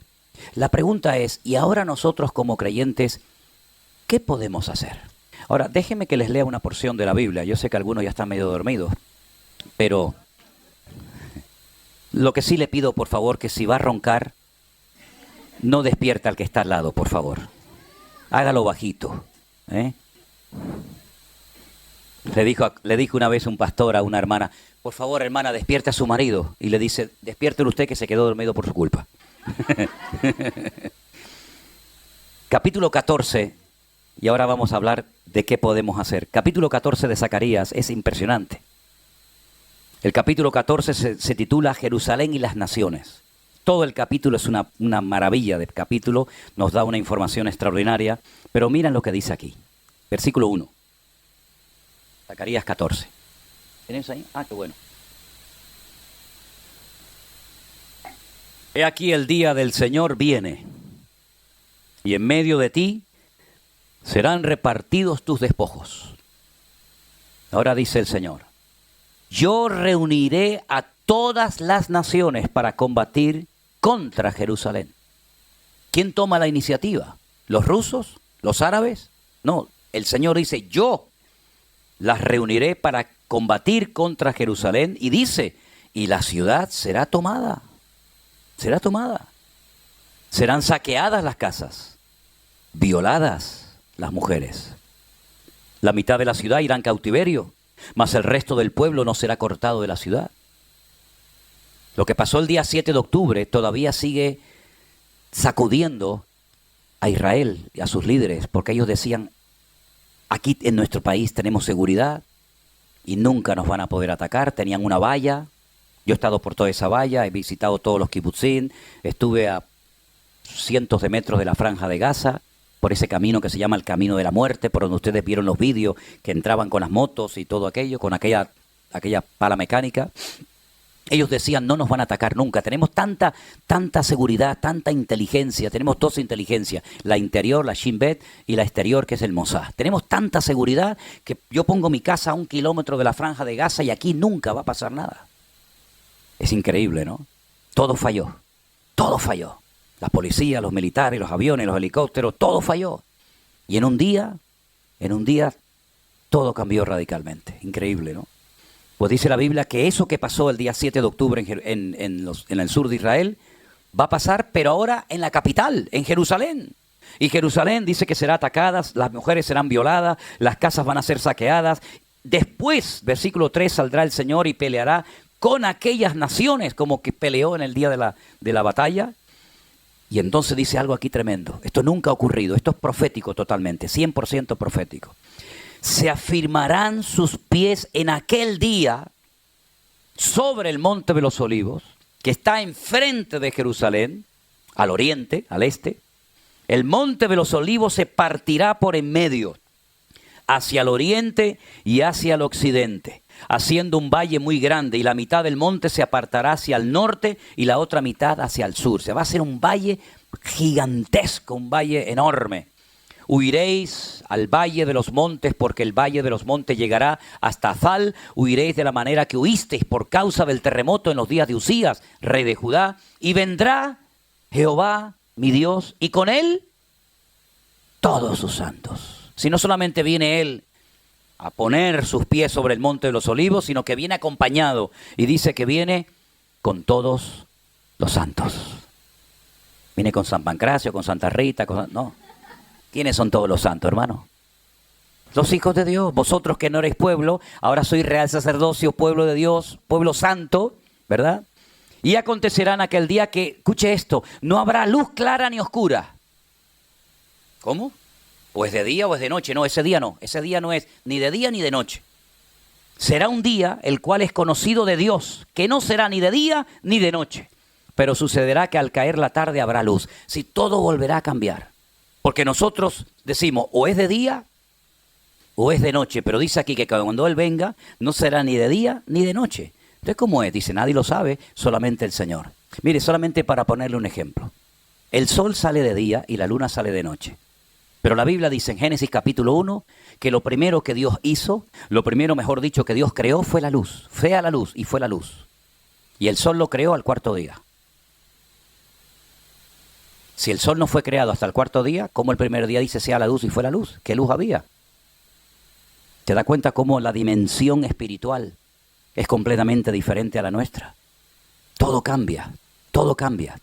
No es de día, pero no es de noche. Pero es que en el plano, en el nivel en el que yo vivo, yo todo lo veo en día, noche, segundos, milenios, lejos, cerca, arriba, abajo. Pero es que en el mundo espiritual esas limitaciones de espacio y de tiempo no existen. ¿Cómo le pudo poner nombre a Adán a animales que vivían debajo del agua? Es decir, las capacidades del hombre eran tremendas, era lo más parecido a Dios, era lo más parecido al Señor. Por lo tanto, cuando dice aquí que no será de día ni de noche, no lo podemos entender porque nuestra vida ahora mismo está limitada por el espacio y por el tiempo, pero ese día todo cambiará. Acontecerá, versículo 8, que en aquel día saldrán de Jerusalén aguas vivas, la mitad de ellas hacia el mar oriental y la otra mitad hacia el mar occidental, en verano y en invierno. Es decir, que van a entrar aguas al mar Mediterráneo desde Jerusalén. Desde Jerusalén van a entrar aguas al Mediterráneo. Y desde Jerusalén entrarán aguas al mar Muerto. Y por eso dice la Biblia que cuando esas aguas que están por abajo de Jerusalén, y ya saben dónde están, entren al mar Muerto, dice Ezequiel que van a haber miles y miles de peces y dejará de ser un mar muerto y volverá a recobrar la vida, porque ha venido el autor de la vida a la tierra. Jehová será el rey sobre toda la tierra. Pero esto fue lo que le dijo Gabriel a María. Y reinará sobre la casa de Jacob para siempre. ¿Quién? Tu hijo, al que tú llamarás Jesús.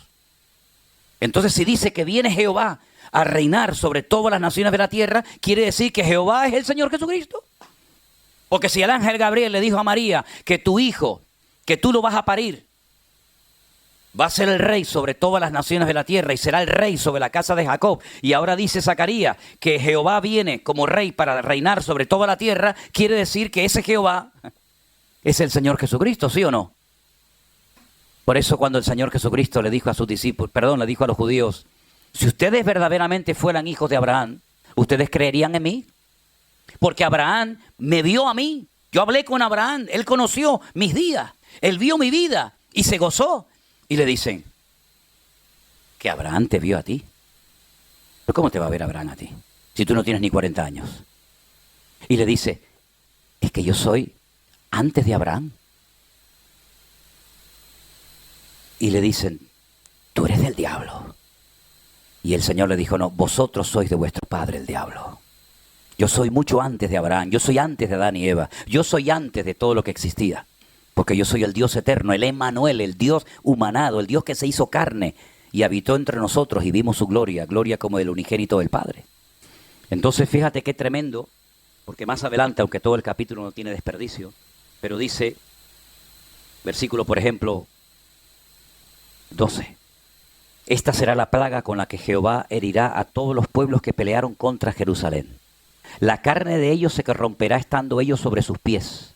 Se consumirán las cuencas en sus ojos, las cuencas de sus ojos, y la lengua se les va a deshacer en su boca. Qué muerte más terrible, ¿no? Acontecerá en aquel día que habrá entre ellos gran pánico enviado por Dios. Trabará cada uno de su mano a su compañero y levantará su mano contra la mano de su compañero.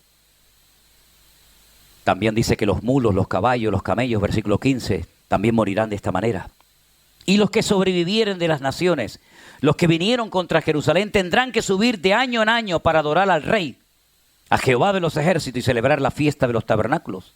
Y acontecerá que los de las familias de la tierra que no quieran subir a Jerusalén para adorar al Rey, Jehová de los ejércitos, no vendrá sobre ellos lluvia. ¿Qué pasó el día 7 de octubre?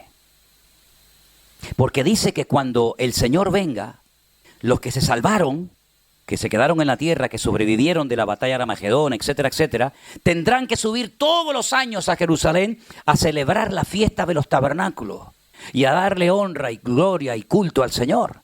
Y el que no suba ese año sobre ese país no cae ni una gota de agua ni de rocío. ¿Qué pasó el año pasado, el 7 de octubre? Era esta fiesta, la fiesta de los tabernáculos. Era la fiesta de Sucot, era el último y gran día de la fiesta. Agarren esto que es muy importante.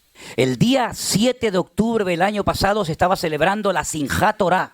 El último día de la fiesta es cuando se dice, ya hemos hecho la lectura de toda la Torah durante un año. Empieza en ese día y al año siguiente ya hemos leído Génesis, Éxodo, Levítico, Número y Deuteronomio. Y se celebra la fiesta de la alegría de la Biblia, la Simchat Torah, la alegría de la ley, de la ley de Moisés. Entonces se cogen los rollos de la ley, se sacan por la ciudad, la gente los toca, los besa, lloran, se emocionan. Y es una fiesta de una alegría tremenda. ¿Y a dónde se fueron los que leen la Torah y los que son creyentes en el Antiguo Testamento? Se fueron a la plaza de Düsseldorf, en la ciudad de Tel Aviv.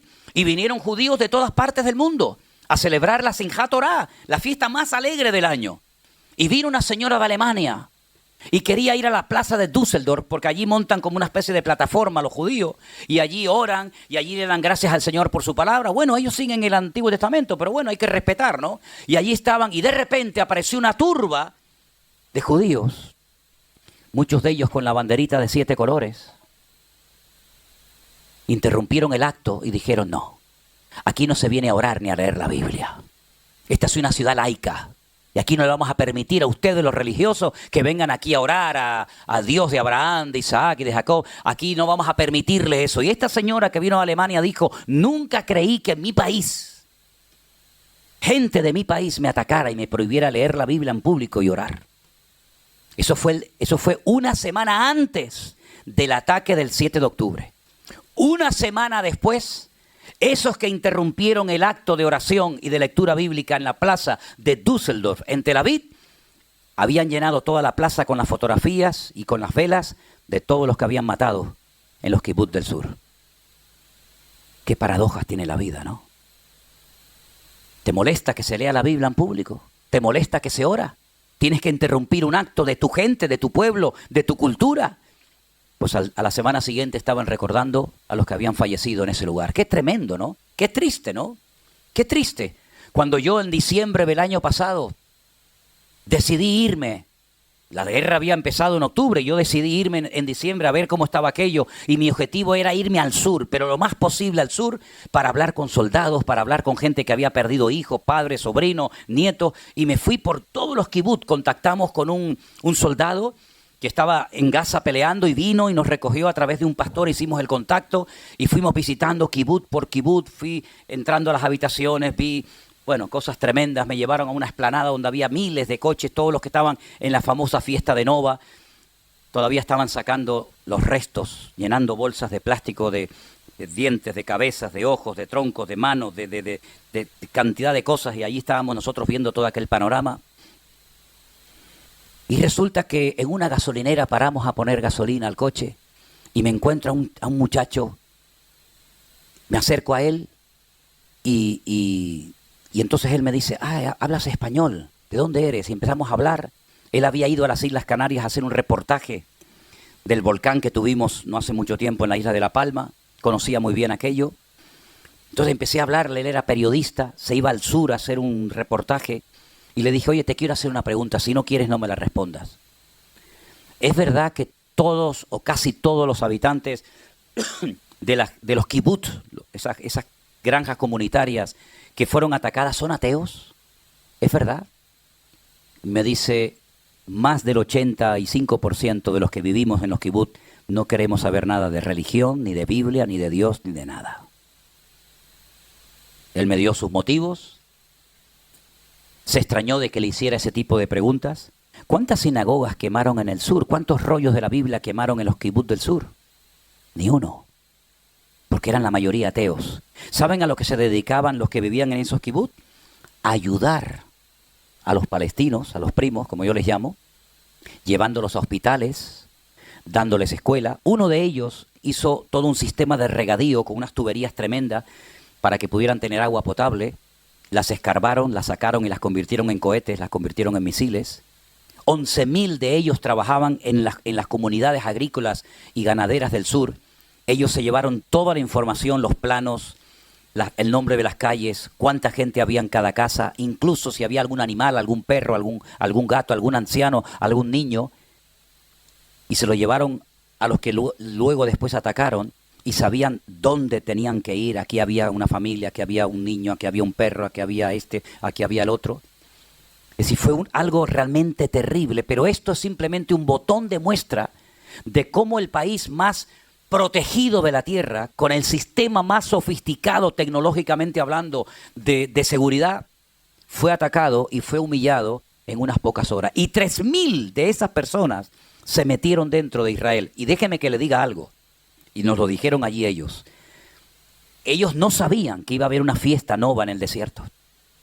El objetivo de ellos cuando venían cargados con un montón de comida. El objetivo era tomar las ciudades del sur, tomar Beersheba, tomar Siderot y tomar otras ciudades, y desde allí ir subiendo, controlando todo el país. Tomar barrios enteros, edificios enteros, amenazarlos que si nos atacan ponemos explosivos y tiramos todo el barrio abajo. Ese era el objetivo con el que ellos venían. Pero cuando ellos llegaron y vieron aquella fiesta donde había miles de jóvenes, muchos de ellos sí bailando, pero drogados, borrachos, con una estatua gigante de Buda en medio del desierto. Ya me contarán ustedes a mí qué hace un Buda gigante en el desierto en una fiesta de judíos.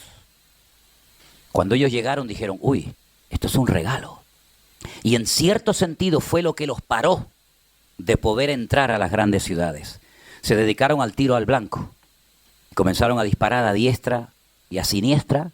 Y eso fue un poco lo que frenó que ellos entraran a las ciudades grandes y conquistaran desde ahí todo el país. Ahora, hablando con hermanos nuestros en la fe, tanto judíos como no judíos, hay hermanos que llevan mucho tiempo preparándose, almacenando grandes cantidades de alimentos y de aguas, porque ellos saben que tarde o temprano van a ser atacados de una forma brutal, como dice la palabra de Dios. No solamente este capítulo que hemos leído, lean por ejemplo el libro de Joel, donde dice cosas tremendas, cómo entrarán por las ventanas, cómo violarán a las mujeres, etcétera, etcétera. Entonces, queridos hermanos, estamos a punto de ver cosas aún peores que las que hemos visto en televisión o las que nos han contado. Nosotros, si el Señor lo permite, nos vamos todo el mes de noviembre a Israel. El mes más difícil, el mes más duro. Las próximas elecciones en los Estados Unidos van a cambiar el panorama político del mundo. Gane quien gane. El otro día estaba predicando en una iglesia, en un auditorio en Orlando, y yo dije que gane quien gane, va a pasar cualquier cosa. Y bueno, hay unas personas que se enojaron, pensaba que yo apoyaba a uno y estaba en contra del otro. Yo ni apoyo a uno ni estoy en contra de nadie, yo solamente predico la palabra de Dios. Y digo que sea como sea, Estados Unidos llegará el momento en el que no va a suministrarle nada más por la presión tan grande que tienen a Israel. Y la mayoría de las armas que Israel tiene no son de fabricación casera, sino son armas que le compran a los Estados Unidos.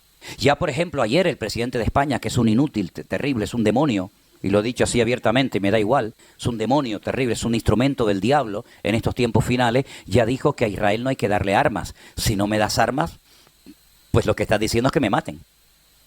No le vendan armas. ¿Qué significa? Pues que los destruyan. Ya Macron lo dijo la semana pasada, que no hay que venderle ni una sola arma más a Israel. Llegará un momento en el que Israel, según la Biblia, se va a encontrar solo, totalmente solo, y solamente va a tener una vía de escape, y es mirar hacia arriba. Y cuando estén a punto de ser aniquilados, fíjense al extremo que vamos a llegar, porque van a ser atacados por el norte, por el sur, por tierra, por mar, por aire, por dentro, por fuera y por todas partes, tendrán que clamar al Señor, como dice el Salmo 118, ¿no? ¿Cuál es el centro de la Biblia? Si partiéramos la mitad de la Biblia y dijéramos cuál es el centro, el versículo que dice, mejor es confiar en Dios que confiar en los hombres. Ese es el centro de la Biblia. Desde la angustia invoqué al Señor o al Eterno y el Eterno me respondió. En ese momento es cuando aparece aquel que traspasaron y lo verán y harán gran lamentación por él, y es cuando él pone sus pies en el monte de los olivos, se parte, y entonces cuando él viene a reinar con poder, con gloria sobre este planeta Tierra. Las cosas van a cambiar de tal manera que mañana, pasado mañana, el mes que viene, dentro de 2 meses, usted vaya a poner gasolina a su coche y el litro le puede costar 20 euros. ¿Cómo? La Biblia dice que un hombre tendrá que trabajar todo el día para comprar una barra de pan. Claro, puede ser que haya personas que digan, pero es que a mí no me gusta lo que este hombre predica. Bueno, con todo mi respeto yo le digo que a mí me da exactamente igual lo que usted opine de mí. Pero yo le digo lo que dice la Biblia, que un hombre tendrá que trabajar todo el día para comprar una barra de pan. Como les dije ayer, los que tienen los ahorros en dólares, vayan espabilando, porque el dólar se va a hundir en la miseria. O sea, yo voy a comprar unos dolaritos, ¿sí? Compre los dolaritos. Es decir, todo va a cambiar de tal manera que a lo mejor usted va a llegar un día a un supermercado, como ha pasado en Cuba, como ha pasado en Venezuela, como ha pasado... Yo me crié en Venezuela, mi infancia la pasé en Venezuela. Nosotros vivíamos, no digo como ricos, pero casi, un país de abundancia, había trabajo, era Estados Unidos en español. Nadie se quería ir a otro país, Venezuela era un paraíso. Miren cómo está Venezuela hoy en día. Es un país destruido, un país sin futuro, un país con tantos recursos que tiene. ¿Qué recursos tenemos en Europa? No tenemos petróleo, no tenemos gas, no tenemos oro, no tenemos diamantes, no tenemos nada. Más que tontería en la cabeza. Y sin embargo, los países latinoamericanos, cualquiera que me mencione, Ecuador, Perú, México, Argentina, Bolivia, Brasil, cualquier país de Latinoamérica se podría comer el mundo. Ustedes tienen de todo, absolutamente de todo. ¿Y cómo es posible que países tan ricos, tan hermosos, no me digan a mí que los países latinoamericanos no son hermosos? Las mejores playas, las mejores montañas, los mejores desiertos, los mejores valles. Es increíble. La gastronomía, caramba. Cuando voy a Estados Unidos digo, déjate hamburguesas y de porquería de eso y dame una comida de un cubano, de un argentino, de un chileno, de un peruano. ¿Cómo es posible que esos países tan ricos, con tanta abundancia, estén tan mal como están? Estuve hace 2 años en Colombia y de verdad que me dio pena ver cómo va Colombia deteriorándose de una forma tremenda. Y Ecuador, lo que era Ecuador, país tan bonito que me encantó cuando estuve no hace mucho tiempo por allí, por Quito, por Manta. País peligroso, un país que la gente le da. El día que yo estaba bautizando en Manta a una familia, 2 cuadras más allá se oyen tiros. Y mataron a la íntima amiga de una muchacha que yo estaba bautizando, una chica joven, porque estaba en la habitación de un hotel con el que organizaba Miss Ecuador. Y entraron a un ajuste de cuenta y lo tirotearon a él y a la muchacha que estaba en el momento equivocado con la persona equivocada. Es decir, habrá un momento que el único refugio seguro es Dios. Y como dije ayer, Bélgica es la cabeza de la serpiente. Aquí se fragua todo. Aquí se fragua todo. Cuando a mí me llevaron un día al Parlamento Europeo, yo me miraba en mi mente, digo, aquí algún día vendrá el anticristo. Ya tenemos todo.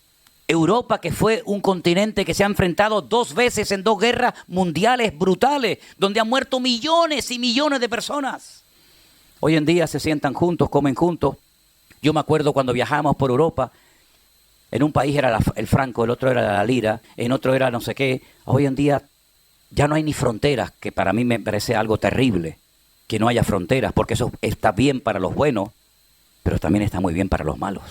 No hay control, esto es un relajo, donde hoy en día vas a la calle y casi te da miedo dar una opinión contraria a la de la multitud, porque te pueden insultar, te pueden acuchillar, te pueden apedrear, y no les cuento nada la presión tan grande que tendrán estas criaturas, estos niños, en las escuelas hoy en día, cuando le están enseñando todo lo contrario a lo que nosotros creemos, vivimos y practicamos, donde le están enseñando que lo malo es bueno y lo bueno es malo, y donde le están enseñando que todo lo contrario a la palabra de Dios.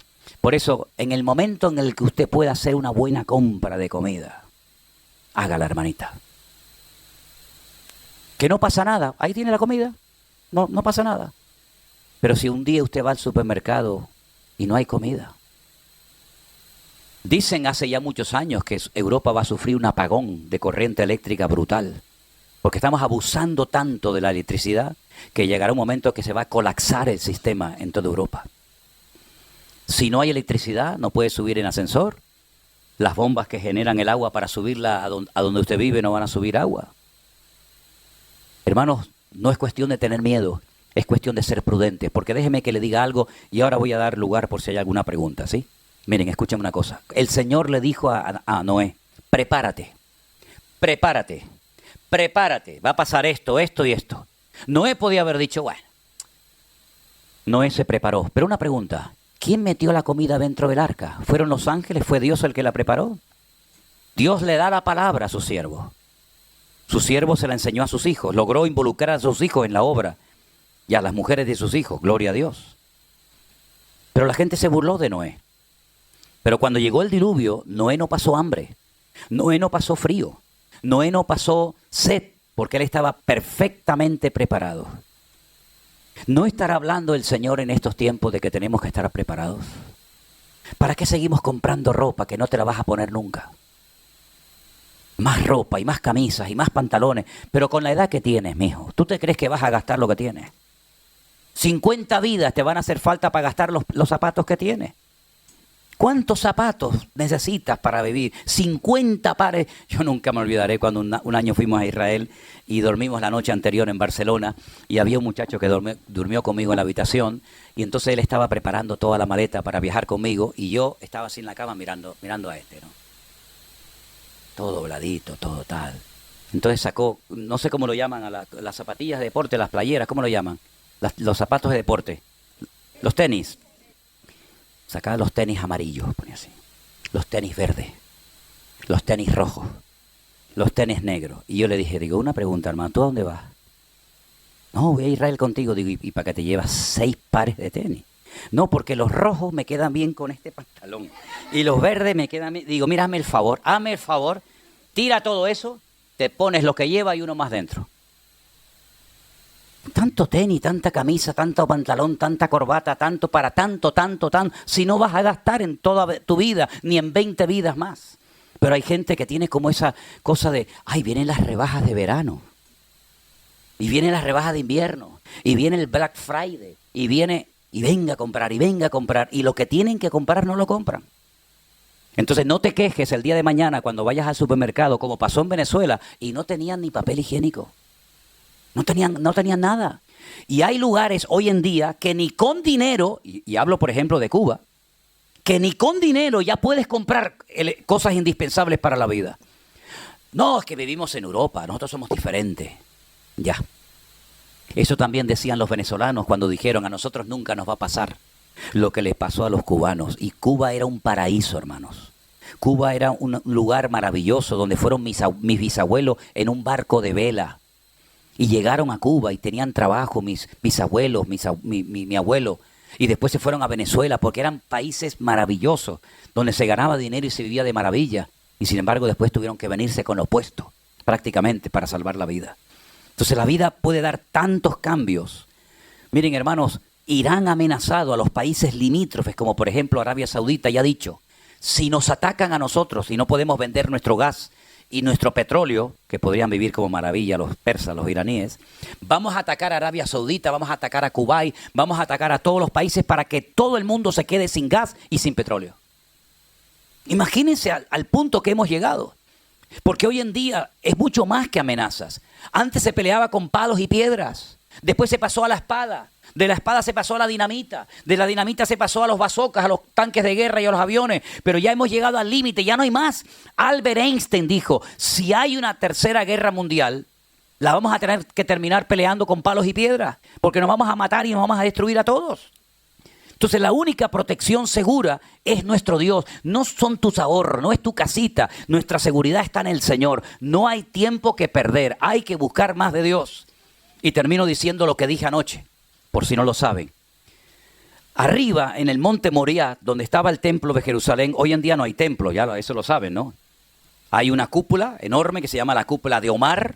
Debajo de la cúpula hay una roca que es así gigante, como todo este salón más o menos, que fue el altar donde Abraham subió a su hijo Isaac para sacrificarlo. Se llama el domo de la roca. Los judíos dicen que ese es el centro, el ombligo de la tierra. Bueno, al lado hay una mezquita más chiquitita que se llama la mezquita de Al-Aqsa, donde están los famosos mártires de Al-Aqsa, los que se están preparando para ser hombre bomba, ¿sí? En esa explanada, durante años los judíos no podían subir porque subías y te mataban. La primera vez que yo subí, lo primero que hacen es arrancarte cualquier símbolo religioso que no tenga que ver con el Islam. Te tiran la Biblia, te rompen cualquier anillo con algún versículo bíblico, una estrellita de David, una cruz, lo que sea, todo eso lo rompen. Pero podíamos subir. Pero ahora esa prohibición de poder subir los judíos arriba a orar ya se ha quitado. Eso es un milagro. ¿Qué es lo que están pensando muchos judíos? Se están preparando y armando hasta los dientes para que en cuestión de poco tiempo suba un montón de ellos arriba con un altar portátil que han construido para comenzar a ofrecer los primeros sacrificios antes de hacer el templo. Pero ellos saben que ese lugar, por la religión que se ha practicado, por las cosas que se han hecho allí, por ejemplo, se han plantado muchos árboles, cosa que estaba totalmente prohibida, porque allí era donde se colocaban los ídolos, ese lugar está contaminado. Y según el Antiguo Testamento, un capítulo del libro de Números, la única manera de limpiar, de santificar, de preparar un lugar para que se hagan sacrificios para el Señor, es matando un animal que en hebreo se conoce con el nombre de la pará adumá.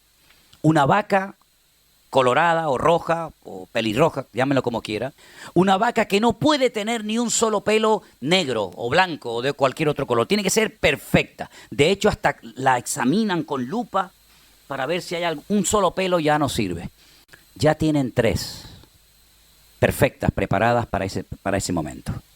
Ya tienen un altar portátil y ya hay más de 1500 coanín o levitas preparados para en cualquier momento subir arriba y hacer sus sacrificios y su templo.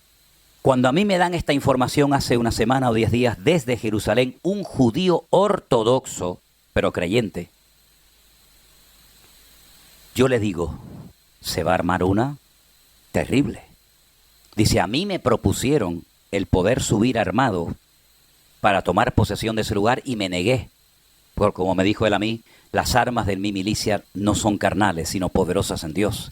Pero en la mentalidad de los otros, ellos quieren subir, aprovechando la debilidad del enemigo, puede ser cuando ataque Israel a Irán, cuando ya tenga más o menos sometido, como hacía David, ¿no? Que sometía a los enemigos para hacer las cosas espirituales. Fíjense cómo va en la vida, ¿no?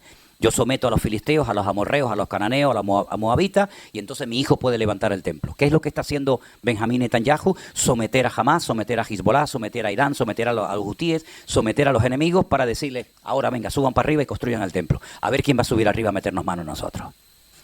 Y le dije, pero eso va a ser una sangría. Y me dice, ellos han dicho, estamos dispuestos a pagar el precio. Eso puede ocurrir en el mes de noviembre. Es lo que se está esperando y lo que se está comentando. Entonces mi obligación es decirle, hermanos, yo en mi vida pensé que iba a llegar un punto en mi vida con la edad que tengo y con el tiempo que llevo en esto, de tener que enseñar esto a las iglesias. Hermanos, vamos a prepararnos. Vamos a prepararnos. No solamente espiritualmente, sino también tener algo de almacenaje en nuestros hogares por lo que pueda pasar. Y si no pasa nada, bueno, pues ya está, no pasó nada. Ahí tengo la nevera llena de comida, ahí tengo el almacén lleno de comida. Pero hermano, ¿y si vamos al supermercado? Bueno, ustedes se acuerdan que el día 14 de marzo del 2020, de un momento a otro el mundo cambió. ¿Y quién lo iba a decir? Cuando a mí me dijeron esa semana, el jueves, me dijo un anciano de la iglesia, nuestro hermano Armando, seguramente vamos a tener que cerrar la iglesia el domingo. Yo dije, ¿qué? De eso nada. No, es que el gobierno está diciendo que a lo mejor la pandemia, y yo dije, de eso nada, yo no cierro, y yo fui uno de los primeros que dije, yo no cierro la iglesia. Hombre, que si la tuve que cerrar, bien cerrada. ¿Y quién nos iba a decir a nosotros que millones de hermanos nuestros íbamos a estar encerrados? Yo decía, bueno, un par de domingos. Tuvimos bastante tiempo, y luego después, uno aquí, otro allí, otro para allá, no me toques, no estornude, y cuando alguien estornudaba, hacíamos, Yo me acuerdo cuando sacaba el perro de paseo, que ya el pobrecito ya no daba más porque lo paseaba todo el día, el perro iba así. ¿Verdad? Los vecinos decían, déjame el perrito un ratito para salir. El perro ya decía, ya no me saques más. Algunos hasta compraron peluches de esto y sacaban el peluche por la calle para coger un poco el aire. Me acuerdo cuando salía con el perro que venía uno allá en la esquina y hacía... y hacíamos... y salíamos corriendo. Eso pasó el otro día, ya lo hemos olvidado. Y yo recuerdo que algunos hermanos oraban y decían, hay que orar para que pronto vuelva la normalidad. Y yo decía para mí, ¿y no será que esta es la normalidad a la que vamos a tener que acostumbrarnos? A vivir con menos, a comer menos, porque comemos como salvajes muchas veces. Y si no, mírese. No, mírese. Ay, es que la foto me sacó gordo. No. La foto no le sacó gordo, hermano. La foto sacó lo que es. Algunas cuando se hacen alguna foto conmigo, algunos hermanos dicen, hermana, sáqueme guapa. Y yo la miro así y digo, hermana, la cámara no hace milagros, hermana. Entonces, hermanos, estamos viviendo tiempos peligrosos, tiempos difíciles, tiempos donde cualquier cosa puede ocurrir en cualquier momento. Y creo que mi deber como creyente es advertirles de que las cosas no van a mejorar. ¿Qué más quisiera yo? El Señor dijo que por haberse multiplicado la maldad, el amor de muchos se enfriará. Porque va a haber muchos cristianos que no fueron hombres de oración, que no fueron hombres de palabra, que no fueron personas consagradas, que no van a aguantar la presión. No la van a aguantar. Va a haber momentos en Europa que te van a decir, ¿usted qué religión practica? Soy cristiano, aquí no pueden trabajar cristianos. Ya está pasando en algunos países, ¿eh? En algunas universidades ya estén preguntando, y hablo de Estados Unidos, no hablo de Burundi, hablo de un país como Estados Unidos, el país de la libertad, que ya te están preguntando cuando vas a Yale, a universidades importantes, ¿qué religión practicas? Y depende de la religión que practiques, depende de cuáles sean tus creencias, puedes o no estudiar en esa universidad, aunque tengas que pagar miles y miles de dólares por estudiar en ella. Al punto ese hemos llegado, queridos hermanos. Y llegará el momento que dirán, cristianos evangélicos aquí no trabajan. Ya le pasó a Elena hace años, que en un lugar, cuando dijo que era cristiana evangélica, le dijeron, coge tu maleta y vete, aquí no puedes trabajar más. Ni siquiera le dejaron entrar. Entonces, hermanos queridos, no se hagan a la idea de que vamos a ir a un mundo mejor, sino todo lo contrario, el mundo se va a poner cada vez peor y lo estamos viendo. Uno dice, bueno, ¿será que a lo mejor en Ecuador, en México, en Bolivia, hermano, en todas partes hay corrupción, hay inmoralidad? Es un relajo el mundo, se ha perdido completamente el norte en todos los sentidos. Que el Señor nos ayude a estar preparados. Yo ahí les doy el mensaje, a ustedes ya son mayorcitos y saben lo que tienen que hacer. ¿Hay alguna pregunta acerca del mensaje, acerca de la enseñanza en esta mañana?